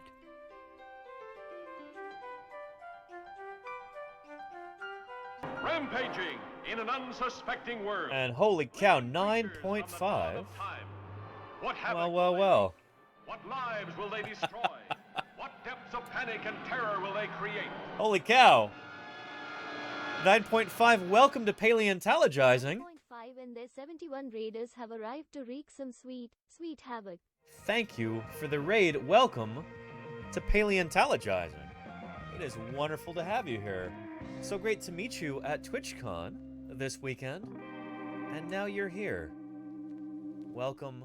Well, for anybody who is here for the very first time, like all of you, Detect Magic, Flava Fade, Miro B. Welcome, welcome. 9.5, hello to you too. How did your stream go? I hope it was really good. And Sculpin, thank you for those 5 gift subs. Appreciate that very much. Holy cow, Sculpin. Thank you, thank you. Aaron's Pawn, welcome to you too. Glad you got one of those gift subs. If anybody doesn't know who I am, they're confused about what's going on, let me just tell you real quick. My name is Danny Anduza. I'm a dinosaur paleontologist. So a paleontologist is a scientist who studies fossils. I work on dinosaur fossils in particular, as you can probably guess, looking around in my office here. And Myosaurs always ate their... And Viper Dogfish, thank you for the follow. Welcome, welcome. Astor Dragon, hi to you too. Well, 9.5 says, stream was great, thank you. I finished a knitted baby beanie. Very nice. A Christmas-themed Pokeball. And started a sweater. You were busy on stream today. Holy cow. Very productive day, yes. Chat was behaving, which is unusual. So you felt with chat behaving, you'd reward them by bringing them here? Appreciate you, 9.5. I really do. Well, since I bet we've got some cool new people who have come in, I see some of them here in chat, 9.5, what do you say we play a quick welcome video for everybody to kind of introduce them to the channel and show them what paleontologizing is all about, huh? Without further ado, I'm going to call forth our good friend, previously recorded Danny, who is sneaking up behind me right now. We will bring him forth, and he'll tell you a little bit about why in the world a paleontologist is here on Twitch. So thank you again, 9.5. Really appreciate your raid. And previously recorded Danny, take it away. Thanks, present day Danny. You know, people ask me all the time, Danny, how did you first get interested in paleontology? And I've always been interested in fossils from the earliest time I can remember, particularly dinosaurs. My parents like to say that I decided I wanted to become a paleontologist pretty much the moment I realized I couldn't grow up to be a dinosaur. And believe me, I tried. I was born and raised in the San Francisco Bay Area, which is a lovely place to grow up. Except that we haven't got any dinosaur fossils here. So right after high school, I packed up and moved to Montana, one of the best places in the world to find dinosaurs. Just a couple days after I arrived in Montana, I started working at the lab at Museum of the Rockies and the paleontology program founded by Jack Horner. Jack's done a lot of amazing things in his career, but you may know him as the scientific advisor on the movie Jurassic Park. You consulted on that movie. I did consult on all those movies. And they said the guy, Alan Grant, was you. Yes. Yeah, well, fortunately, he didn't get eaten. But we wanted a credible resource that could back up several theories that we were sort of expounding. And one was that dinosaurs eventually evolved into birds. And even the word raptor means bird of prey. And that's something that Jack Horner believes in and could defend if necessary. And Jack Horner became our credibility. It was in this program that Jack built that I learned how to be a dinosaur paleontologist and how to think outside the box. I've done work at a number of other museums around the American West, helping to prep fossils, design exhibits, and educate visitors. I did a fair bit of eclectic fieldwork in various places, identifying and collecting early Cretaceous dinosaur tracks on the Idaho border, Sphenodontian fossils in the gravelly range of the Rocky Mountains, Cenozoic fishes in western Nevada. But most of my work out in the field was with Dr. Denver Fowler, who is now curator of the Badlands Dinosaur Museum. In all, I've worked probably a few hundred sites throughout the late Cretaceous of Montana, and the Hell Creek and Judith River formations, digging up dinosaurs. Lots and lots and lots of dinosaurs. And from time to time, that work has even garnered some media attention. Montana's news leader. 5 paleontologists are excavating what looks to likely be a new species of armored dinosaur. We found its head, we found parts of its armor and plates, and so it should be a new species. And much like my fieldwork, my research focuses on dinosaurs. I'm particularly interested in their behavioral functional morphology. All these bizarre anatomical features that certain dinosaurs had, I want to know what they used them for. Right now, I'm working on a study on spinosaurs. Alright, but don't ask me too much about that because it's still a project in the works and I can't give away too much just yet till it's published. But anyway, a couple years ago I realized that things were definitely headed downhill in Montana. So I packed up and headed back to the West Coast. And I've become kind of fed up with all the bullshit in academia, so I found myself another job. I am now a teacher in early childhood education. And let me tell you, it's been a natural fit since day one. Now, given that I get to design the curriculum, my students now know more about biology, classification, and the history of life on Earth than most adults do. I've been helping raise a new generation of young scientists. Then, coronavirus hit. In mid-March, when all the schools shut down in San Francisco, I started holding classes over Zoom, and we picked up right where we left off. 1, 2, 3. I love digging in the dirt with just a pick and brush. Finding fossils is my aim, and so I'm never in a rush because the treasures that I see are rare and ancient things like velociraptors' jumps or Archaeopteryx's wings, and all the kids who wanna see them lining up at our museum. I am a paleontologist. That's who I am, that's who I am, that's who I am. I am a paleontologist. That's who I am, that's who I am, that's who I am. That's who I am, that's who I am, that's who I am. That's who I am, that's who I am, that's who I am. I realized that I really enjoy teaching remotely. So back in May, I decided to try streaming on Twitch. And here we are. This is my passion, and now I get to share it with you. And what could be cooler than that? I believe that scientists ought to be public servants. Ultimately, it's our job not just to make scientific discoveries, but to teach the public about them. That's exactly what I want to do here. Now, because of COVID-19, this will be my first summer in almost 10 years with no fieldwork. I'm trying to look on the bright side, though. It's not all bad. At least I have more time for outreach. And I've got plenty of cool stuff to work on. And if you could throw some support my way by subscribing, I'd be incredibly grateful. So anyway, if you are new here, you should be pretty well clued in by now. And I'm glad you're here. I hope you're having a good time. Anyway, let's see what present-day Danny has cooked up for us. All right, present-day Danny, back to you. Well, thank you very much, previously recorded Danny. And of course, thank you even more to 9.5 for that brilliant raid. I really appreciate it. Let me know if you've got any questions. Anybody? Today we're getting into the Halloween spirit and talking about skeletons. Thank you, Rinbo, for the follow. Appreciate that. And Trixie Stars, thank you for the follow, too. Welcome, welcome. And Freelancer, thank you for the hydrate. As we get into the Halloween spirit, we've been talking about skeletons, which we often do. I imagine the mammals would still be small creatures like this living in the nooks and crannies of their world, and we wouldn't be here. It's true. Science. What's science ever done for us? TV off. Space Hobo and Asur Dragon, thank you for your follows. Welcome, welcome. Yeah. But yeah. Do you think dinosaurs are put together correctly? The bones. You're smart. What do you think? Do a research on that, Oliver. I never. Supreme Doom, thank you for the follow too. Welcome. Good to have you here. Excellent. Supreme Doom says late as usual, but raid. Hey, better late than never. Supreme Doom.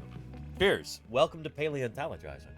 I hope you had a wonderful time with 9.5 earlier. And by the way, can we get one more shout out for 9.5 for the raid? if you like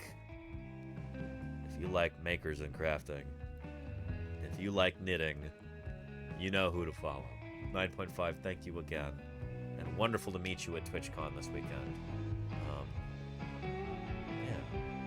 It's kind of surreal to, like, be interacting with people in real life. There at TwitchCon, and now, again, interacting through the Twitch platform. It's pretty cool. It's pretty cool.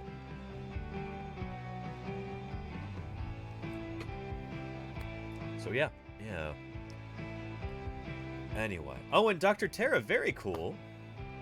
Yeah, no, I've been hearing rumors about this, that possible Jurassic Spinosaurid. Yeah. Very cool. Pedal ungule. It's funny, it almost looks Ornithomimosaurian, but it could be Spinosaurian. Yeah. From India. I'm always talking about how India could be the next big place for dinosaur fossils if we can get proper support for people to do paleontology in India. India could be the next big place. So it's cool to see this come out of there. Yeah. 9.5 says, trying desperately to find a couple of double-pointed knitting needles that my daughter lost in my office right now. Uh-oh. That sounds potentially dangerous. I hope you find them through, intentional means and they don't find you. It's like when I was a kid, I wonder if anybody else thought this. When I was a kid and I heard the phrase finding a needle in a haystack, it didn't occur to me that, like, oh, it's difficult because a needle is small and a haystack is big. I thought the point was it's dangerous because the needle might poke you. I hope you don't get poked by that needle, 9.5. Yeah. Same, to be honest, as Anakin and Gabriel. There. Okay, I'm not the only one. That's good to hear. Yeah. And Alex Fixon says, would you mind if I named a baryonyx and paleopines after you? Please do, Alex Fixon. That sounds great. Yeah. Awesome. I'm honored. And thank you, Dr. Terra. Very cool. Well, shoot, I wish I had time to go over those right now, but we got to try and finish this. I'm trying to stay on theme here as best I can. We've been talking about skeletons. This is a continuation of our discussion on Wednesday. Everybody's thinking about skeletons because skeletal decorations are everywhere prior to Halloween. Paleontologists, vertebrate paleontologists especially, think about skeletons all the time. And there's lots of little wonderful springboards for discussion in this old Dorling Kindersley video about skeletons. So let's continue. Bone itself can be pliable. Whalebone has been used for centuries, most notably in corsets, tightening women's waists into tiny circles, sometimes no bigger than a saucer. Light, certainly, but its lack of elasticity caused circulation problems, fainting fits, even fractures. And occasionally, it wasn't just the wearer who collapsed from exhaustion.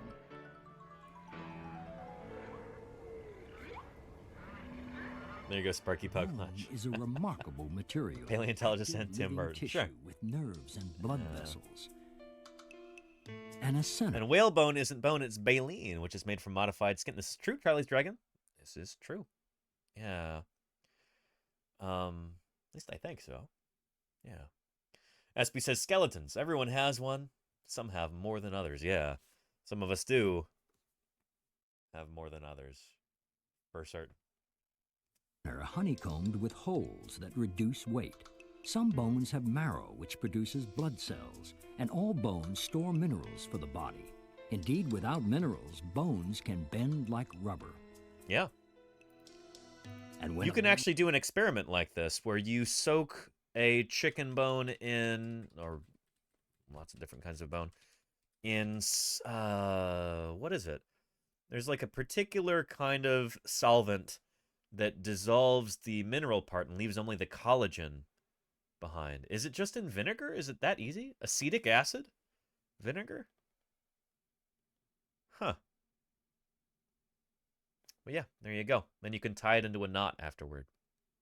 Pretty wild. And when a bone is broken, it has the extraordinary ability to mend itself, although sometimes it does need a little help.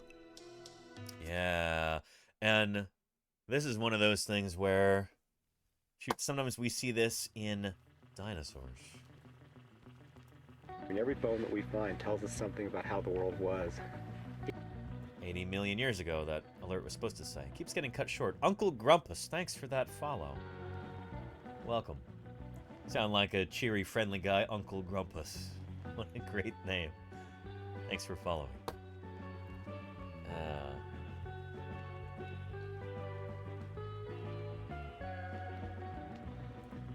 There are some dinosaurs had a number of different pathologies that we can see in their skeletons.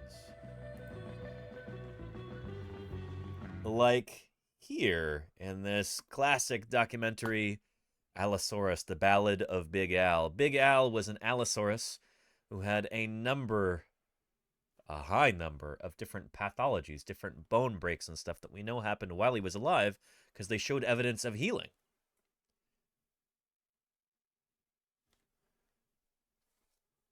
Oh, and there's poor Big Al dead at the end of his life.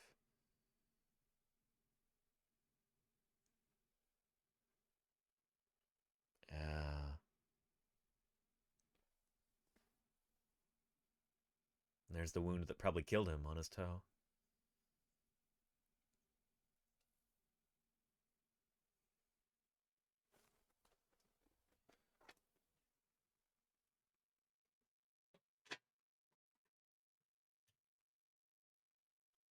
And there's those pathologies on his skeleton.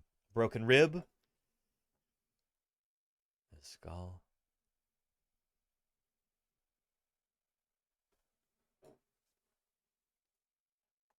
Yep. Mm-hmm. Oof.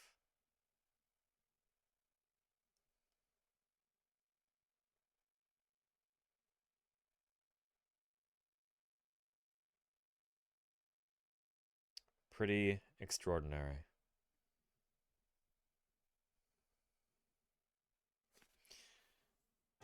Now I happen to have a piece of Big Al right here. This is his thumb claw. His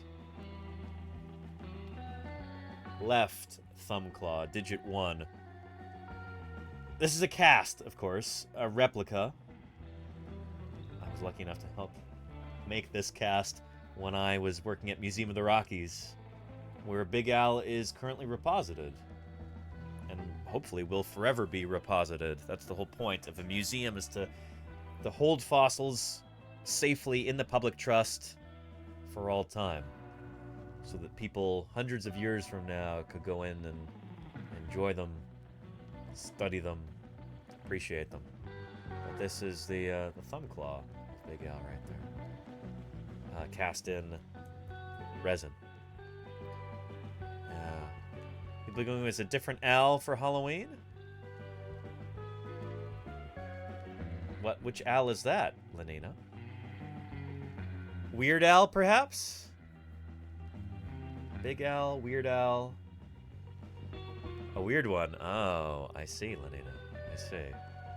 By the way, that like fake, like parody biopic about Big Al with Daniel Radcliffe, was that any good? I still haven't seen that.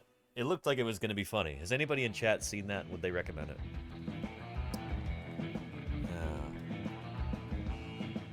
And by the way, are you going as kind of older classic Weird Al? I guess it was young Weird Al with the mustache? Or are you going for clean-shaven Weird Al, Lenina? Yeah. You went with Al Bundy. Oh, I'm thinking of Al Roker. Who's Al Bundy again? Al Roker's a different Al, obviously. Big Al, Weird Al, Al Roker, Al Bundy. Yeah.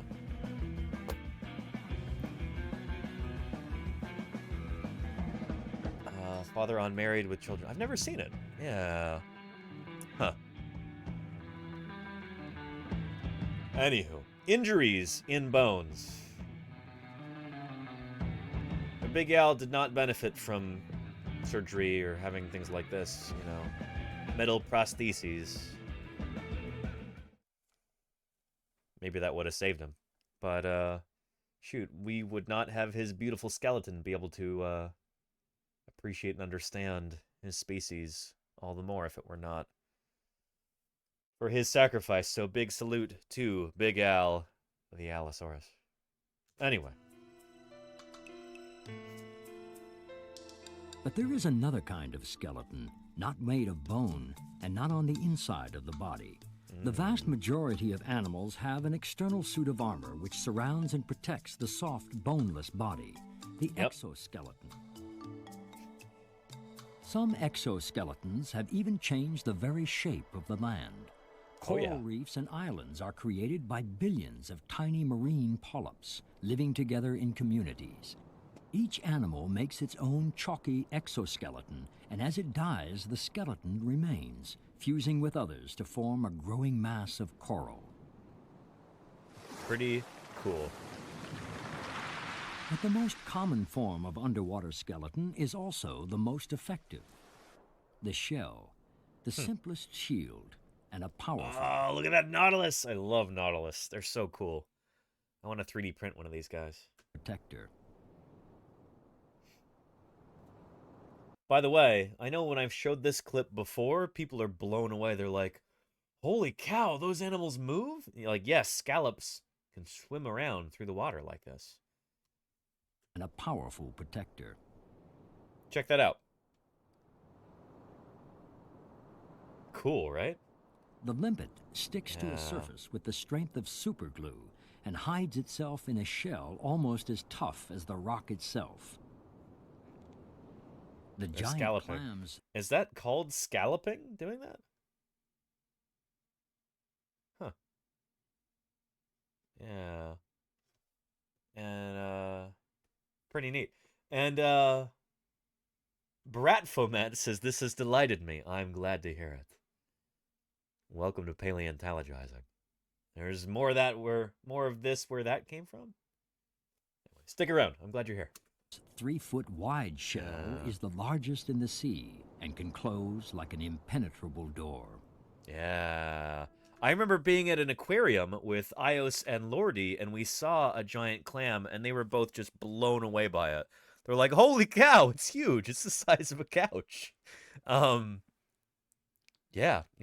I'm not sure either one of them really knew that that was a real animal, because it almost sounds like something fantastical that you would see in like a, you know, or at least be exaggerated. But no, they get really, really big. Giant clams are incredible creatures. They're really, really neat. The giant clam's 3-foot wide shell is the largest in the sea and can close like an impenetrable door. Pretty awesome. People have always been fascinated by the beauty of the shell and have used this simple skeleton for an extraordinary variety of ornament and decoration.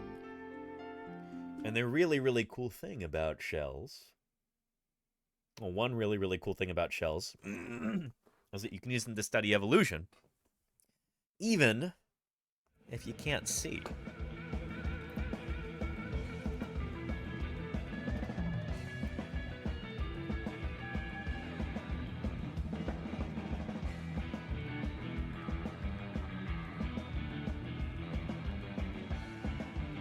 Here, take a look.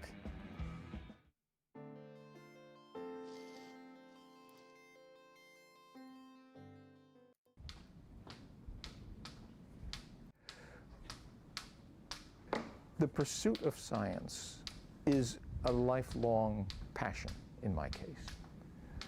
To satisfy my curiosity, to find meaning in life, to find purpose in life.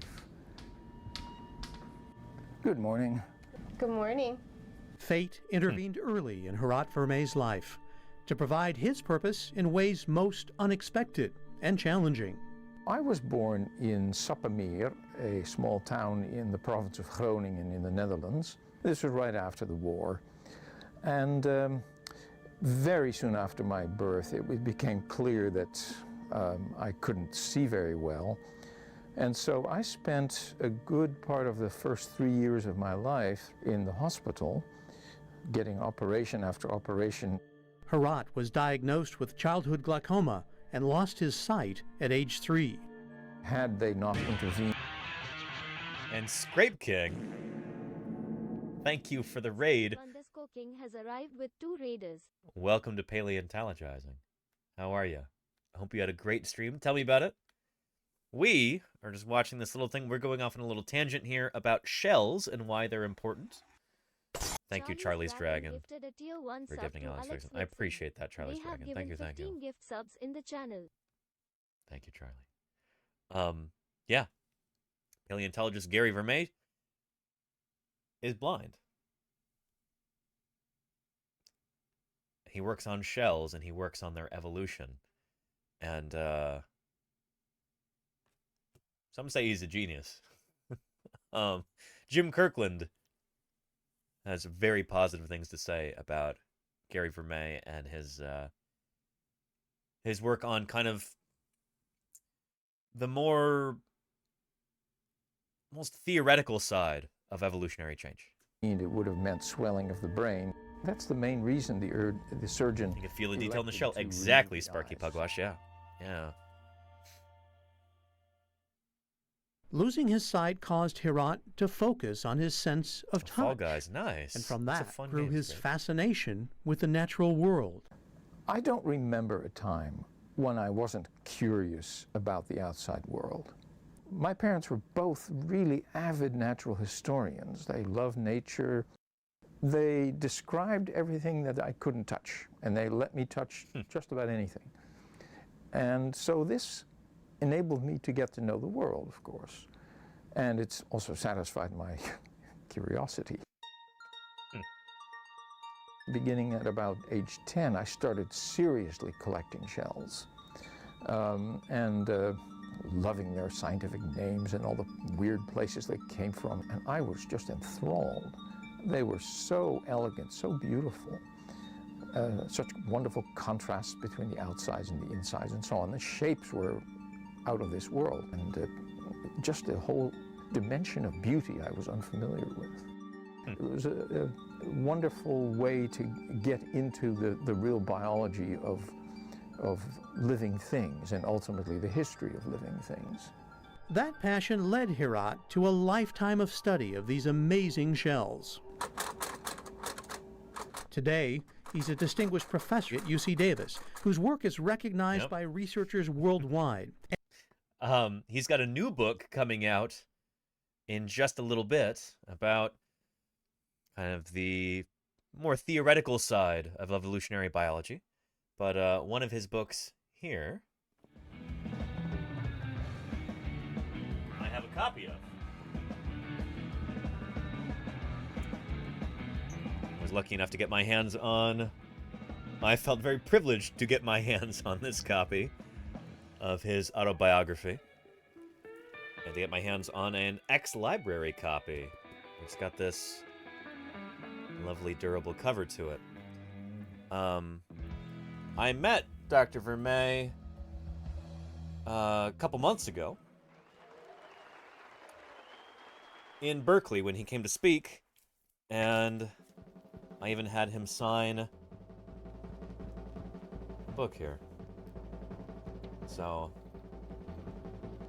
I'm impressed with how good his signature looks, despite not being able to see. A remarkable person. Remarkable person. And by the U.S. National Academy of Sciences. And he's from the which Netherlands, awarded him yes. Their prestigious Daniel Slayer Darth, Gerard yeah. Elliott Medal for outstanding work in paleontology. Shells are basically perfectly designed to be touched and appreciated. The fact that they tell a story about their own lives and about the lives of other organisms and ultimately the geological past. I found it fascinating, and that's in a way the way science begins. You ask questions to which you may not have an answer. The skill of observation is completely central to what I do. And it is a skill. It is really something to be honed. And I don't mean just touching things. I mean listening and smelling and seeing. You examine something, and there are always aspects of whatever you're looking at that you don't immediately understand. I don't think I could do the kind of science I do without that first critical step of observation and being puzzled by something.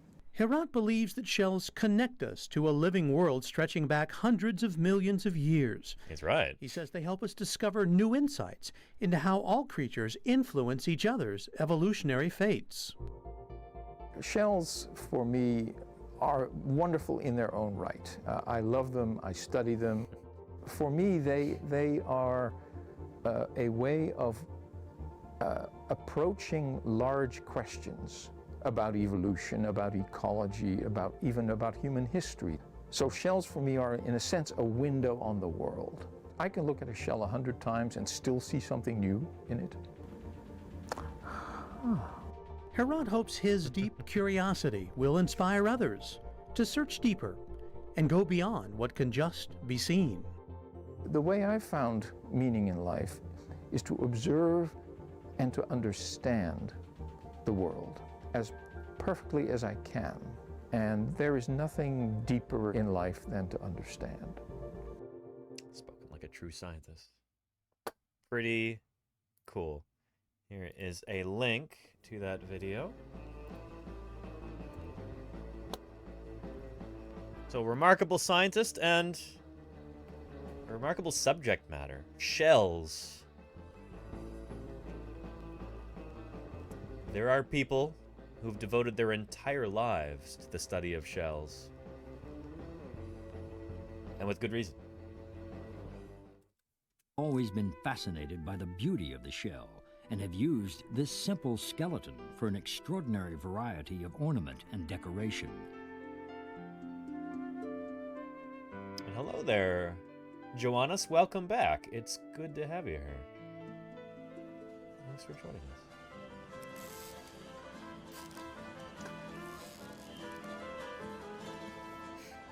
The crab, like lobsters, shrimp, and other crustaceans, has a softer shell and joints covered in tough skin.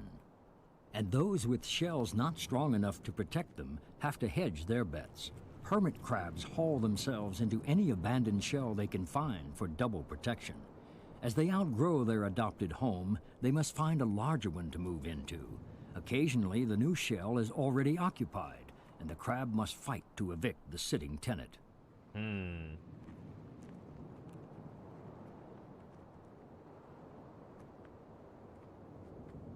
And Slayer Darth says, are there any shelled mollusks that can detach themselves from their shells without dying? I don't think so. I think whether it's bivalves or brachiopods or snails or whoever else, if you're a mollusk and you've got a shell, you can't remove that shell without dying. Though, have a moment where it was kind of heartbreaking? I'm destroying. Never. No, glue is cheap. Enjoying this stream. Muffzilla, thank you for your ongoing support in 3 months. Really appreciate that. I'm enjoying you being here. Thank you. Yeah. Water reduces shell weight so that these creatures can grow larger than those on land. Good point, Their Charlie Dragon, shells are yeah. rigid and cannot expand. In order to grow, they have to shed the old skeleton. The crab finds a safe place to hide, sometimes... I'll tell you another way. Yeah, Heg Pets. 250 a million years ago. Or 18 months ago. Great big gruesome creature You're not gruesome, Heg Pets. began to grow and grow. Thank you for the 18 months of support. I really appreciate that. How are you doing? It's good to have you here. Yeah. literally under the protection of its mate. Until the new skin hardens, it will be highly vulnerable. The old skeleton splits down the abdomen, and the crab crawls out backwards, leaving the shell behind. Wild. Aren't you glad we don't have to do that? That our skeletons grow inside of us as we grow? It is this sense of regeneration and growth which has made the shell into a symbol of birth and renewal. Renaissance. Remember what I was talking about, where I think that this whole series is written by somebody with a background in the humanities, like a folklorist or someone really interested in mythology or something like that. There's a lot of science content in here, and it is supposed to be a documentary on science, but there's always that like human cultural connection.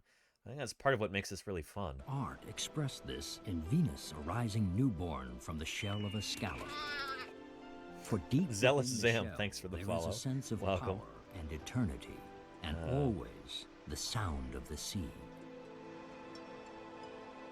Land animals with exoskeletons also need to shed their casing to grow. Here the building material is chitin, hard, flexible, and highly adaptable. Some creatures can bend enough to perform surprising feats of self-protection, curling and uncurling by stretching their dorsal segments. And what sort of a creature is this, chat? You could call it a pillbug or a roly-poly or a sowbug or whatever you want to call it. I'm sure you've got regional terms for it. But what general kind of creature is it? Is it an insect? Is it an arachnid? What is it, chat? What do you think? It is an arthropod. Okay. What kind of arthropod is it, I guess? Isopod? Yes, it is an isopod. So this, a lot of people find surprising. Isopods, like pillbugs,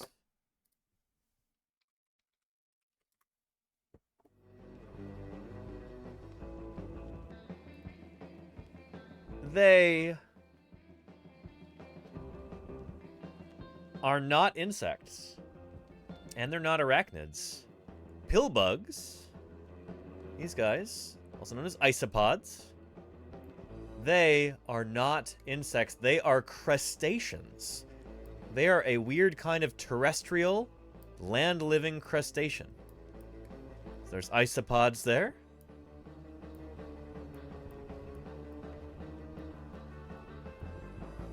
So pillbugs are a kind of isopod, and isopods, if we keep going up, they are a kind of Eumalistracan, which is a kind of Malacostracan, which is a kind of crustacean. Yep. There we go. So there's the, well, it should just say crustacea, but anyway. Although, shoot, the arthropod tree did get shaken up a little bit recently, where now insects are also kind of maybe a sort of crustacean as well. So yeah. So yeah. Go to Wikipedia. Pillbug. Armadillidae, which is, that's a great name, because they are like little buggy armadillos. But yeah, it's a family of wood lice. They are terrestrial crustaceans. Pretty cool, right? Not insects, not arachnids. They're not millipedes either. They are terrestrial crustaceans. And it's really funny, there's so many different common names for these animals. Pillbugs, roly-polies, slaters, potato bugs, butchie boys, and doodlebugs. Look at this.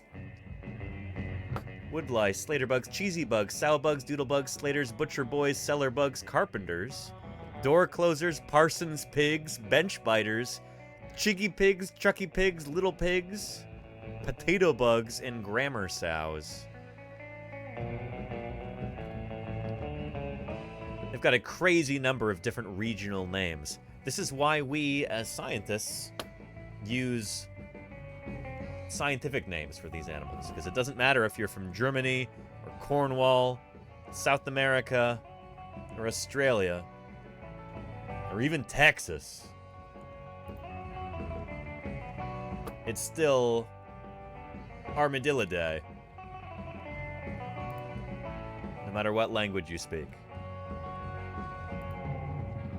And, yeah. Armadillidium is the genus name of this little guy. No matter what language you speak, and whatever regional term might exist. This is the international word for this critter. So yeah. Trooper says in Germany we call them Assel. Interesting. Okay. Yeah. Anyway. Good stuff. Pillbugs. Neat critters. Neat critters. And always terrestrial. So their pillbugs themselves are always terrestrial, but there are other isopods closely related to these guys. Giant marine isopods who get really big.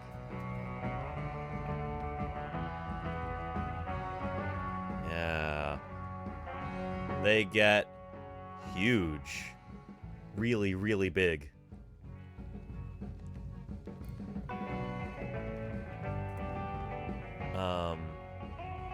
Yeah, but people make cartoons of them that make them look a lot cuter, which, you know, that's cool.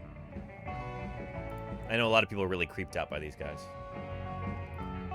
Anywho. Nice. The most heavily armored mammal of all, the armadillo. For whom Armadillidium is named. And it's the most heavily armored mammal. Well, is it? Hang on.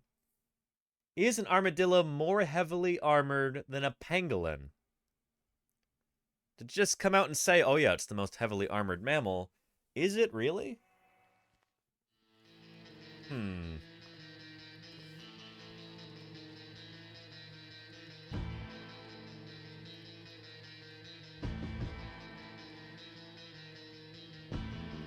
I wonder.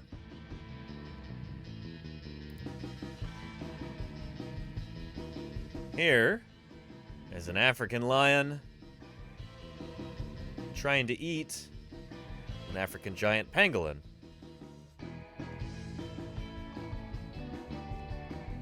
I kind of feel like the pangolin might be more armored than an armadillo, because it's hard to imagine an armadillo standing up to this kind of onslaught.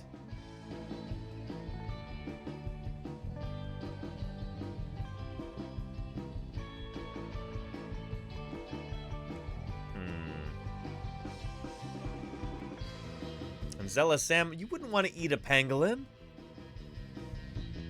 I think every living species of pangolin is endangered.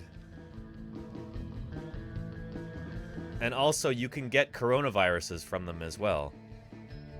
I think we're still trying to... I say we, I guess I mean scientists in general. Still trying to figure out where COVID-19 came from. But the coronavirus disease discovered in 2019, it is very, very close to very similar coronaviruses that are found in pangolins. So there is still a chance. It's very similar to ones found in horseshoe bats as well. But could very well be that it originally came from a pangolin by people trying to eat them. So yeah. Yeah.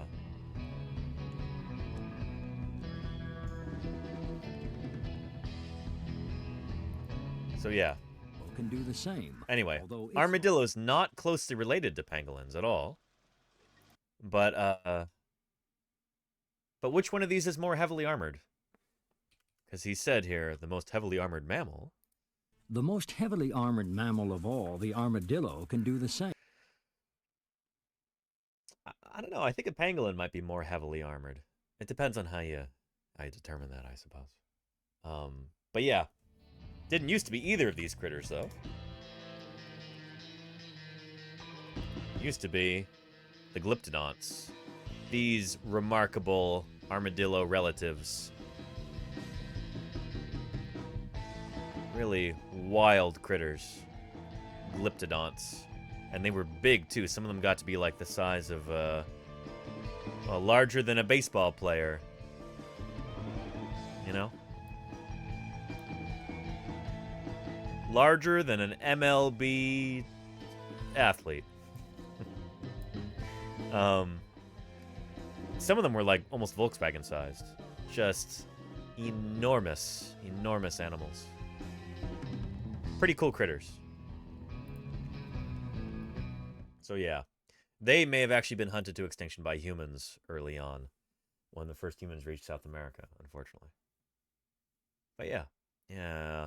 And Kanara, how are you doing? Welcome, welcome back to Paleontologizing. Kanara, I am feeling, well, I'm tired today actually, but it's not because of TwitchCon. I had a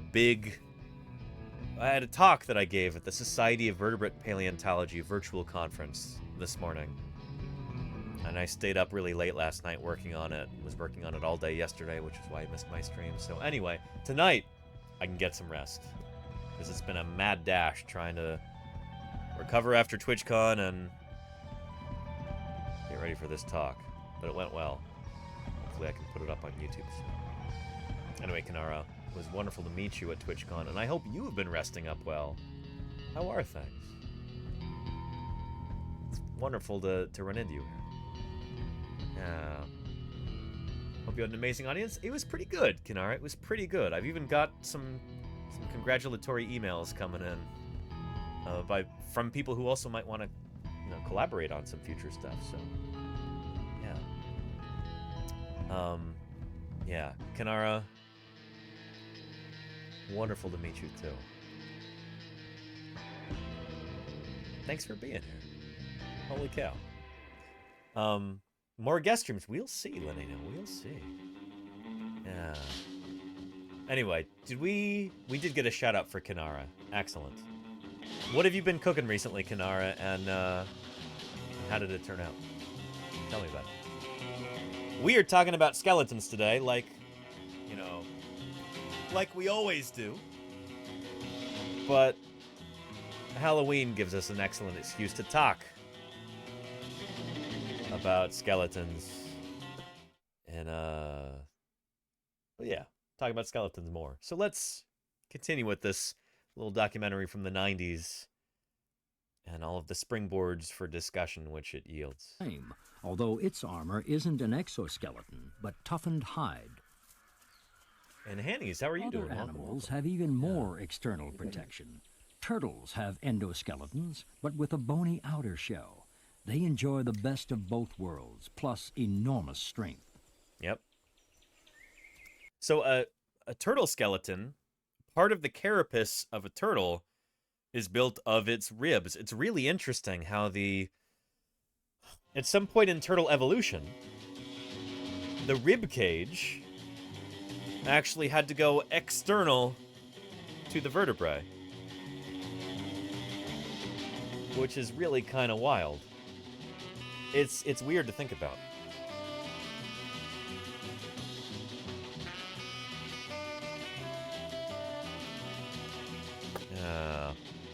Here, take a look. This is wild too. Look at the shoulder girdle there in the tortoise skeleton. Both the shoulder girdle and the pelvic girdle, those had to go inside the ribs at some point. So our shoulder blades are back here, and that is outside of our rib cage. At some point in turtle evolution, and I think we can start to understand this by looking at, kind of transitional turtles in the fossil record when the switch took place. The shoulder blades at some point had to move inside of the rib cage. Isn't that cool and weird? Yeah. They had to turn inside out, says Jody Fish. Sort of, yeah. Yeah. And this is the same for tortoises and turtles. Tortoises are a kind of turtle. Chelonia is the group name, or Testudines. I wonder what's the proper clade name. Let's take a look. Turtles, let's look them up on the Tree of Life. It says here Testudines.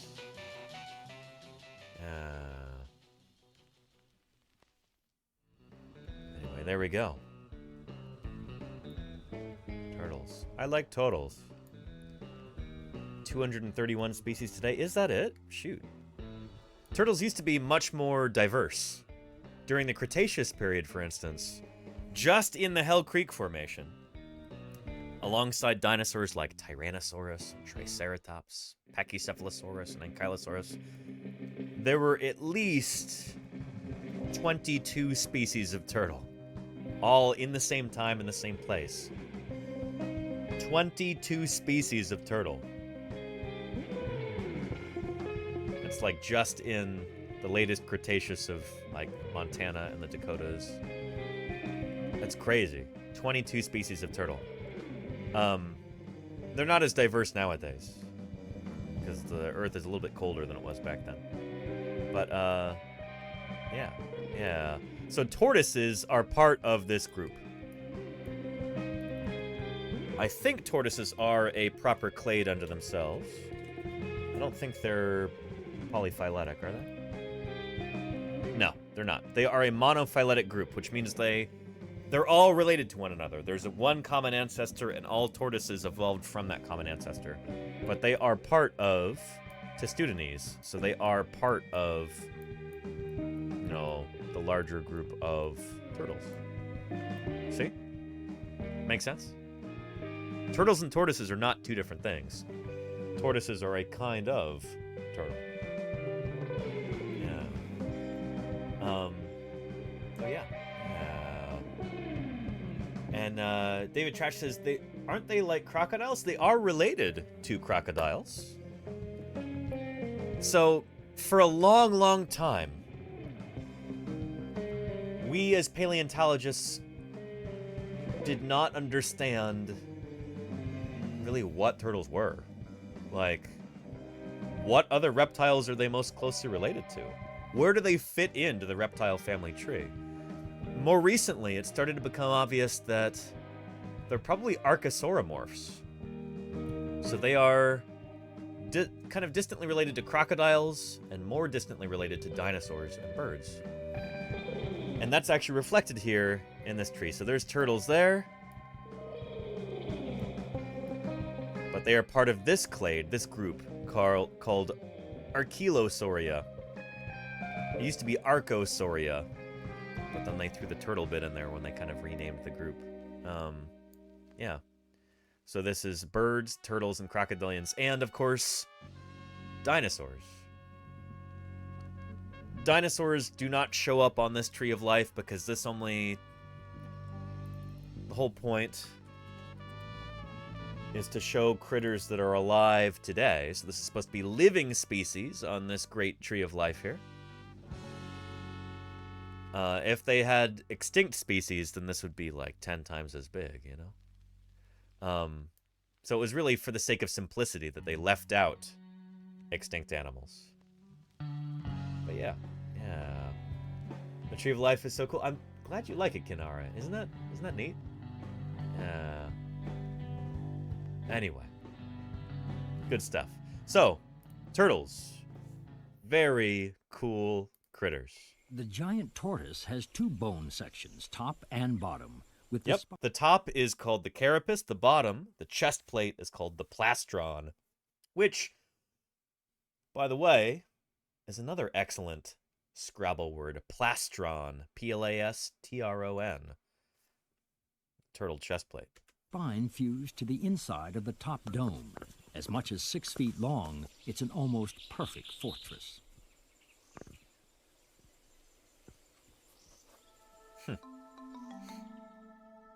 All skeletons cover the most vital body parts, and survival depends on the strength of the covering. Yet however strong the shell may be, survival isn't guaranteed. True. The thrush beats a snail against the stone anvil until the shell breaks. It is not only the shell which needs to be strong, the bird's skull has to withstand these jarring impacts. Yep. The woodpecker has taken this to extremes. With a tremendously strong skull and beak, it hammers through the bark of a tree to find insects, and it can be heard 3 miles away. I don't know if they knew this at the time, that this was produced back in like the 1990s, but woodpeckers, as I understand it, their brain is partly cushioned by their tongue. Their tongue actually goes and wraps around their brain in order to give it a little bit of extra cushion there.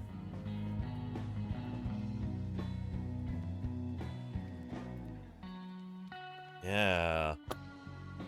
There we go. So it is... Oop. There you go. See the tongue going up into the beak, but it goes up and around the top of the skull like that. I think it actually... I'm sure it doesn't actually contact the brain itself, I don't think. But it is kind of extra cushioning around the skull that protects the brain, as I understand it. Yeah. Yeah. Wild. Wild, right? Super, super cool.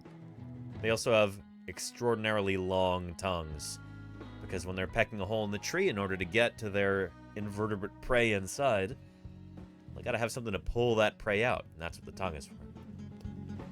Isn't that neat? Yeah. Very, very cool how that works. Yeah.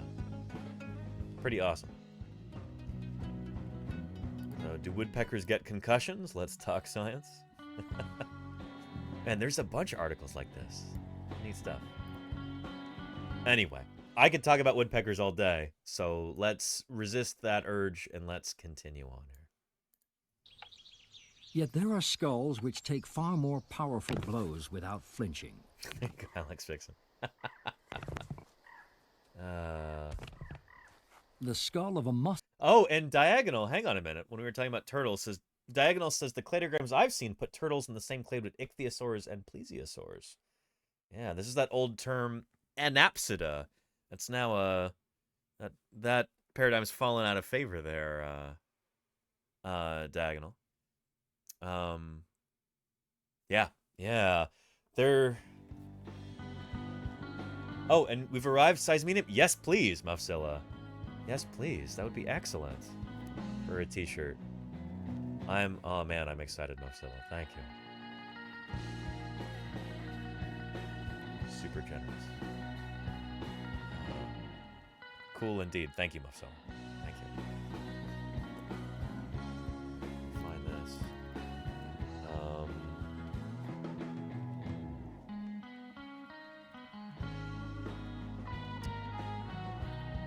Here we go. Anapsid. As an amniote skull lacks one or more skull openings. Were the sort of creatures you might think of as inhabiting another planet. Looky Lucille. Or the kind you dream of in a bad nightmare.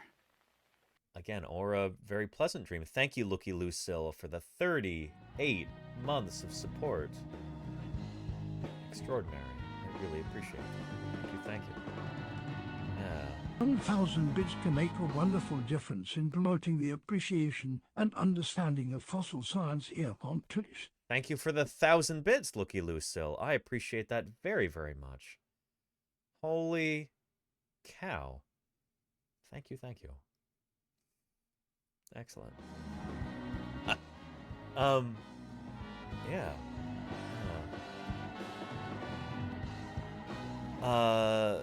Yeah, the anapsid thing. So, when we're talking about this.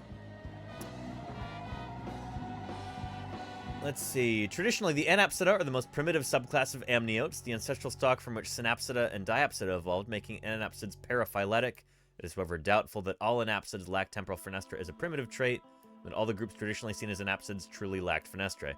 So this is a loggerhead sea turtle that's got no bone, no fenestrae in the skull. But that's probably a derived trait. It's probably not the ancestral condition, as we now understand Diagonal.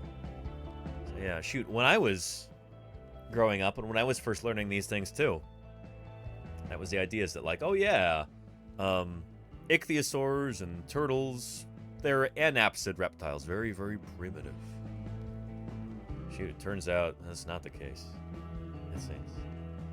So yeah. And yeah, recent change. There you go. Diagonal. I actually remember when this change was taking place. We had turtle guy at Montana State, Dan Lawver is his name. And I talk turtles with him all the time. And he's like, yeah, there's a revolution going on right now in the classification of turtles. It's cool stuff. Yeah. Oh, yeah. Yeah. And Layer T, Dinosaur Deep Dive on Dinosaurian coprolites. We could talk about coprolites. But some future time? Layer T, if you want to, you can come back tomorrow and we can talk coprolites. Because I'm going to be streaming tomorrow. Help make up for some streams that I missed earlier this week because of TwitchCon and my Society of Vertebrate Paleontology talk. So, bonus stream. Yes, indeed, Zella Sam. Yes. So remind me tomorrow if you're there, Layer T. We'll talk coprolites. Yeah. What time?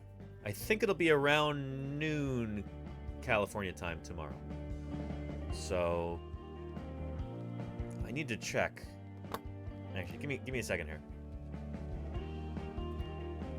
I'm gonna be doing a... Oh, I don't have a time listed there. Let's see.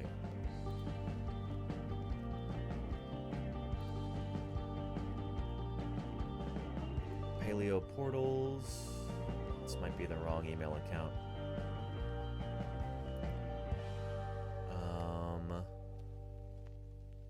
There we go. Okay, cool. I got the Zoom link. Noon Pacific. Okay, shoot. I might be starting my normal time tomorrow then. Around 2 p.m. California time. Or maybe 1 p.m. I'm not sure. We'll see. But I've got an interview with Paleo Portals before that.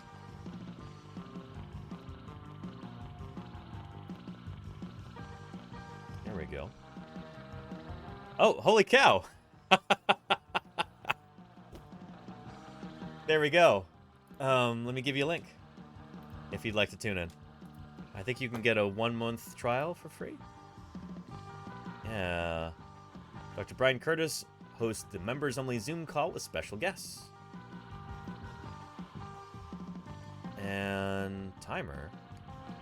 Yeah, that should be tomorrow, right? Yeah, 28th. But, good stuff.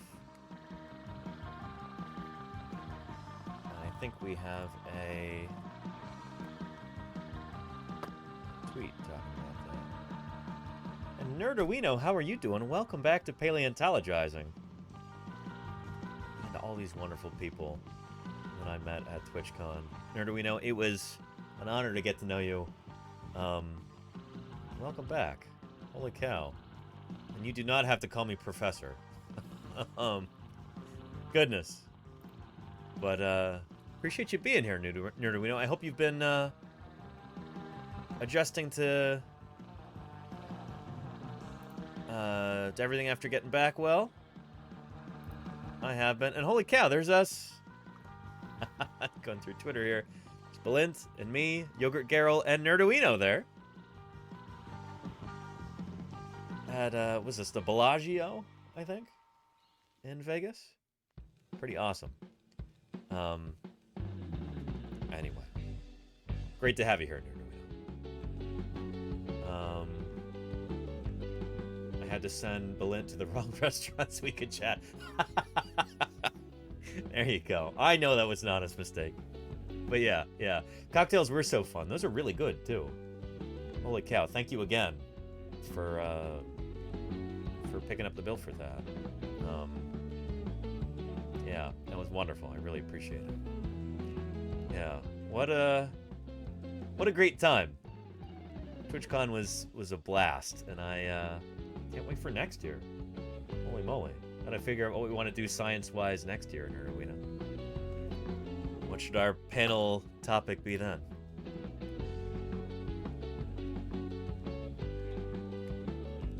Now, here we go.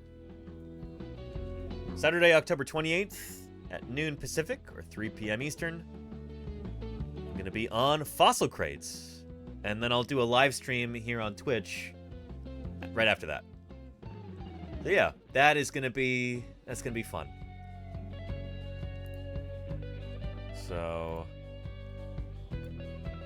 there's that. Yeah. And he's laser focused. Wait, sorry, what was this? One design, 4 colors. Ooh, I like the dark one. Is that navy or black or dark gray? What is that? I really like that one. They all look good. The yellow also looks nice, but I think I'd like this one the best. Yeah. Holy cow, thank you, Mufzilla. That's black. Beautiful. I've been told I look good in a black t-shirt. So Mufzilla, that would be excellent. Thank you kindly for thinking of me. Did you really make a special trip there and take this picture with all these shirts? Like, this is all these shirts right here lined up just to have me go, yes, this one. Thank you. I appreciate that very much. That's very kind. Yes.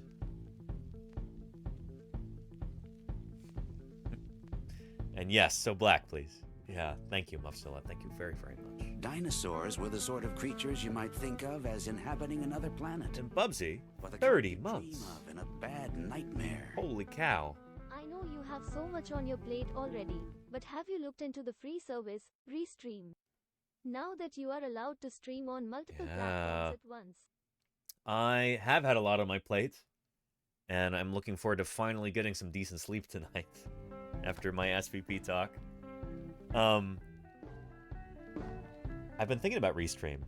Now that the restreaming restrictions have been lifted for Twitch, I'm going to try and maybe broadcast these streams to other platforms as well, so I will be looking into that.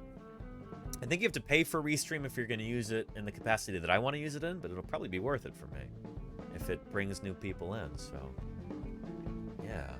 Bubsy, that's, I've been thinking about that. I might start that in earnest after I move in early December. Because again, I got a lot going on, but yeah.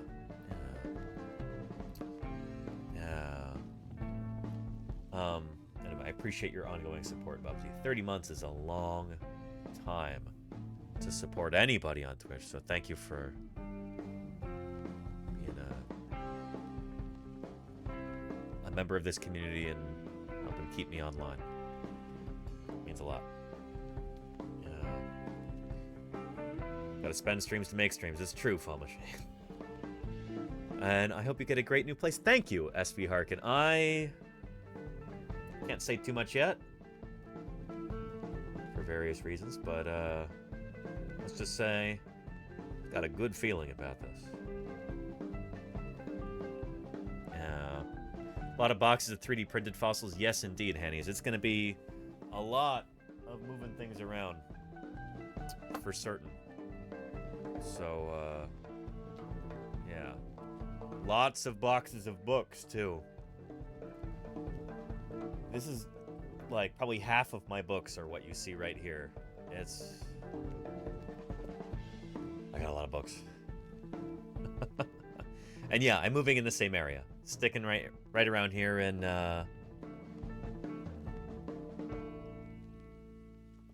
the San Francisco Bay Area. Moving probably just a few miles away.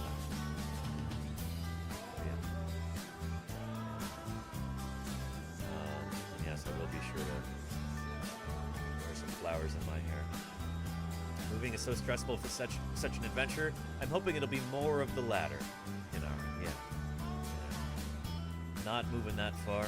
Don't want to move that far. I think. Well, I've got a good feeling about this. So yeah.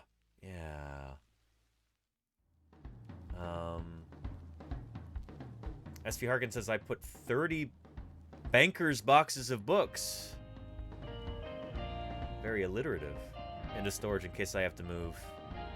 That would stress me out, SV Harkin. Have books in storage? Yowza.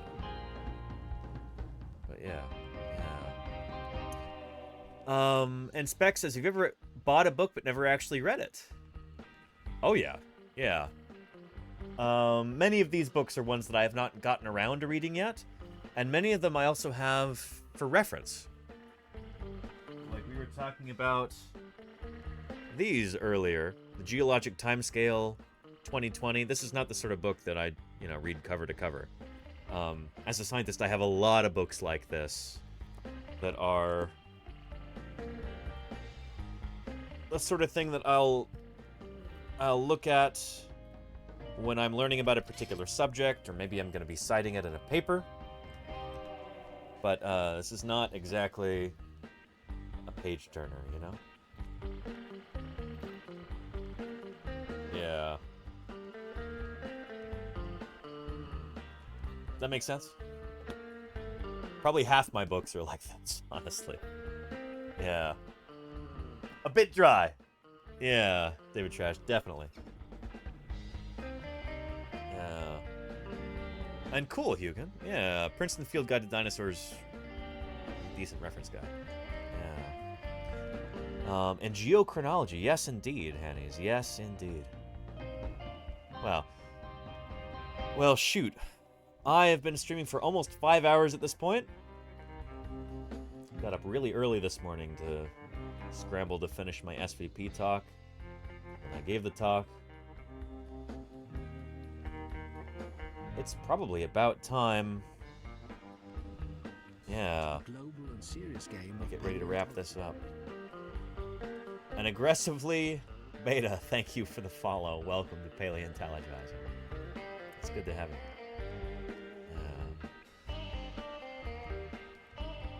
Well,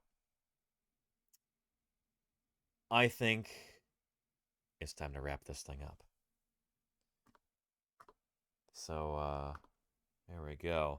There's an Archaeopteryx to run our credits over here. Don't go away just yet, though. We're going to go right into somebody else. Hopefully doing some science here on twitch.tv. And I will be streaming tomorrow. Special Saturday stream. And Crate Fruit, 4 months of support. Thank you, thank you. I appreciate that, Crate Fruit. I really do. Maybe a few seconds too late to show up here in the credits, but I appreciate you nonetheless. Thank you to everybody who's showing up in the credits here. It's been a joy today. Thank you for making this a wonderful stream through your support, your questions, your enthusiasm, your moderators. Thank you. Your followers, your raiders. Thank you very, very much. We right now are gonna go jump in to Paleo Stream and see what Joshua is up to. A real-life paleo artist doing some paleo art live on stream. Is that a giant, like, kaiju axolotl? Yeah. I guess we will find out. Anyway. Everybody, I hope to see you tomorrow for an extra special Saturday stream. But until then, all you take care of yourselves. Have a good start to your weekend. Bye, everybody. Take care.